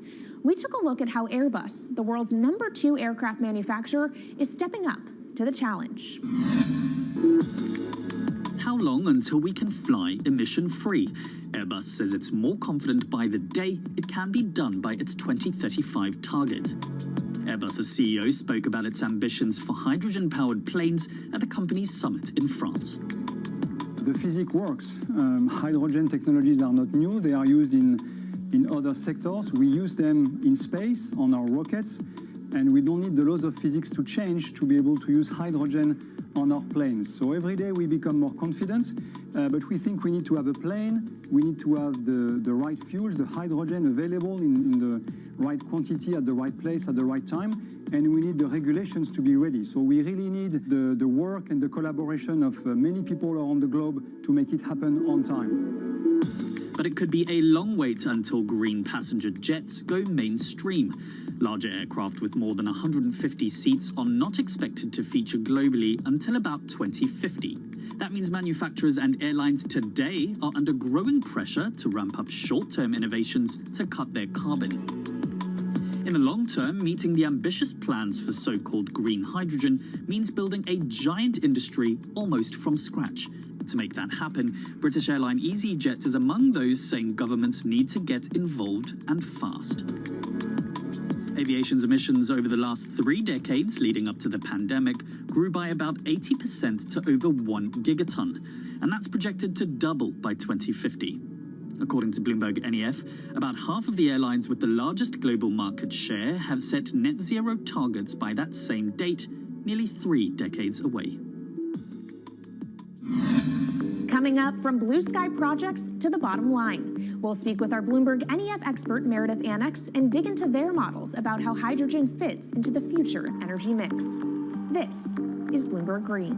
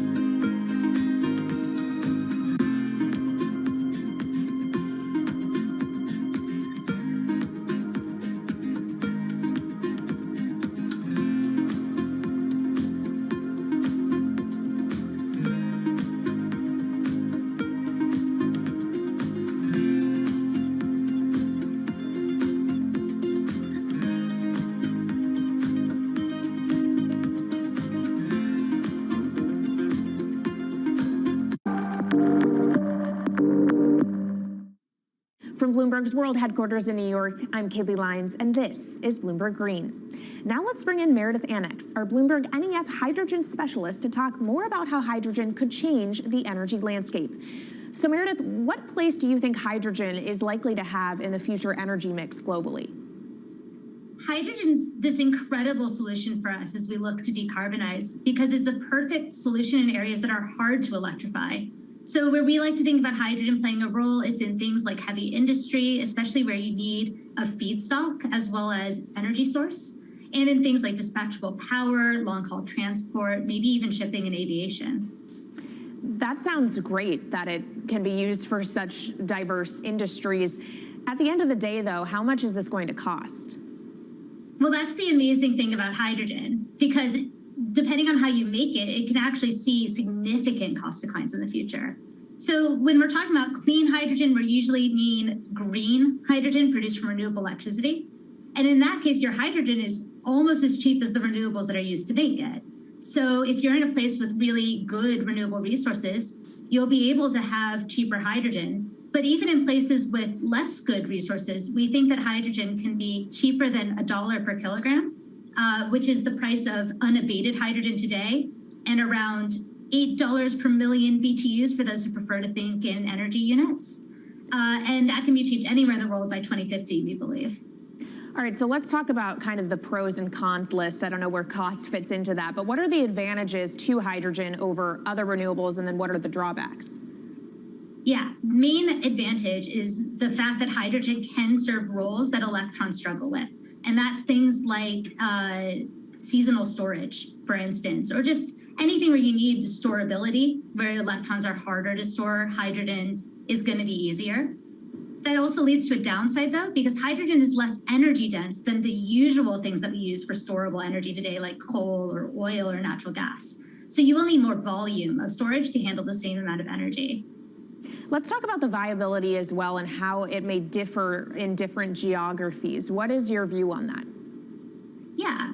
So for green hydrogen, again, from renewable electricity, really places with the best renewable resources, things like Latin America or the Middle East, even Southern Europe, have really, really good potential for producing hydrogen. And then when you're looking at blue hydrogen, which is produced from natural gas or coal with carbon capture and storage, we do see that becoming more expensive than green hydrogen in the future, especially as renewable electricity costs come down. But that can be a viable option in places like the US Gulf Coast or Russia, where you've got good geological storage for the carbon, as well as ample natural gas that's quite cheap.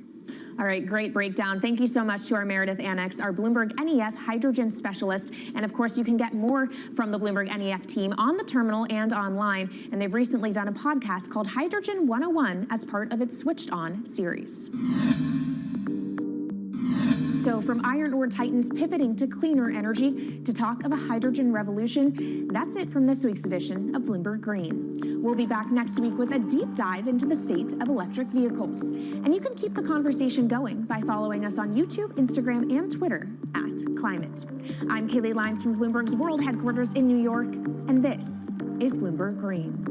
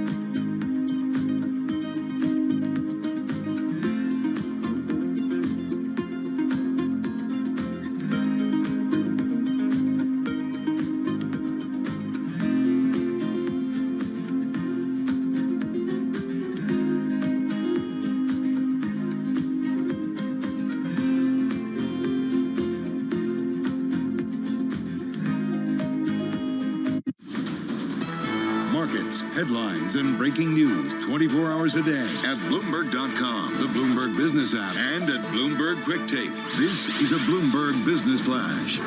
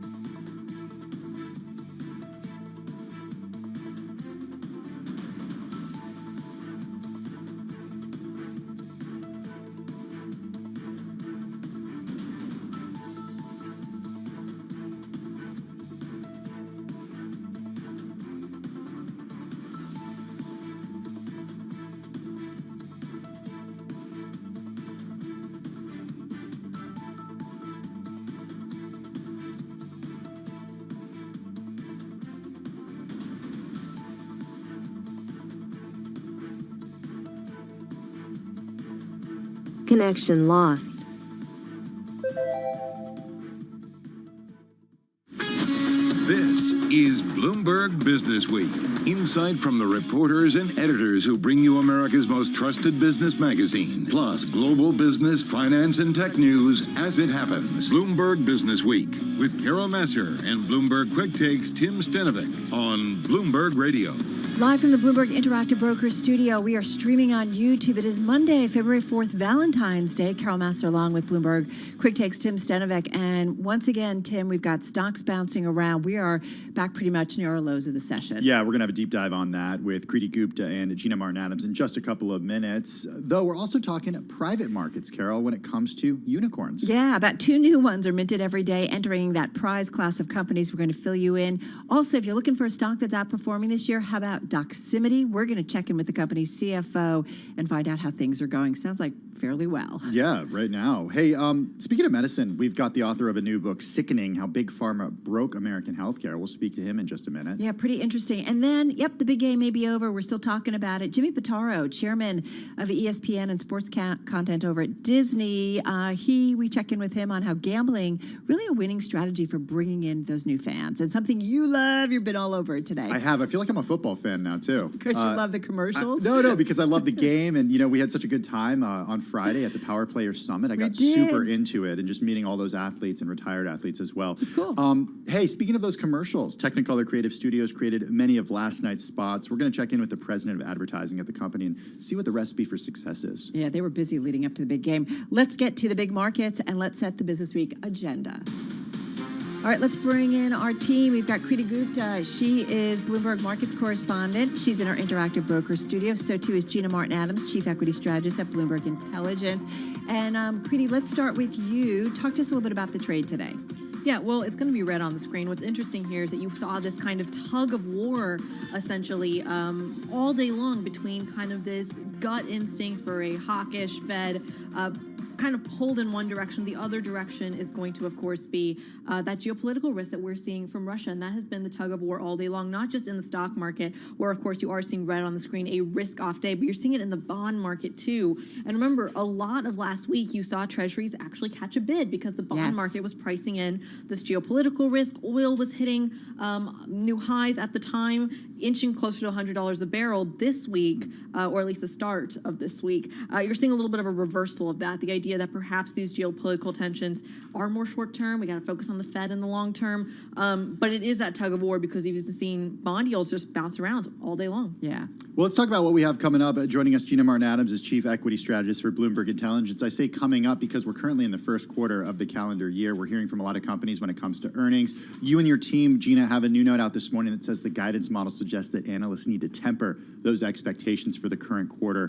How'd you come to that conclusion? Are you getting more negative? Yeah, well, I don't want to You've say been that, You've Carol. been very positive. Yeah, our view for the year has not changed Okay. at all. I think it's just one of those years where you get on the roller coaster, you go on the roller coaster, and you go up and down all year, and then you get off the roller coaster, and you're right at the same spot where you started. And we're on the roller coaster, and right now we're on the way down again. So it doesn't feel so good. But in terms of the guidance model, what we're seeing is company guidance to the negative start to overwhelm company guidance to the positive. This really started to creep into company language in October. It continued throughout this earnings season, and the result is our model now says we're more likely to get about 3% earnings growth in the first quarter, and analysts have been revising down their expectations. 5 straight weeks of analysts marking down their expectations for growth in the first quarter, but they're still well above 3%. So our model says they've got a little bit more room to move before they bake in what companies are telling us is going to be the reality of first quarter earnings. You know this, you've seen lots of cycles. Do you feel like CEOs are managing us to the downside to kind of just lower our expectations, or not necessarily? I don't think so. Okay. Usually what you do is you see that right in advance of earnings. So we did see that a little bit at the start of earnings season, where the companies that were going to report in a week or two were telling us, hey, it's not going to be so great. And then they come in and, wow, earnings were fantastic.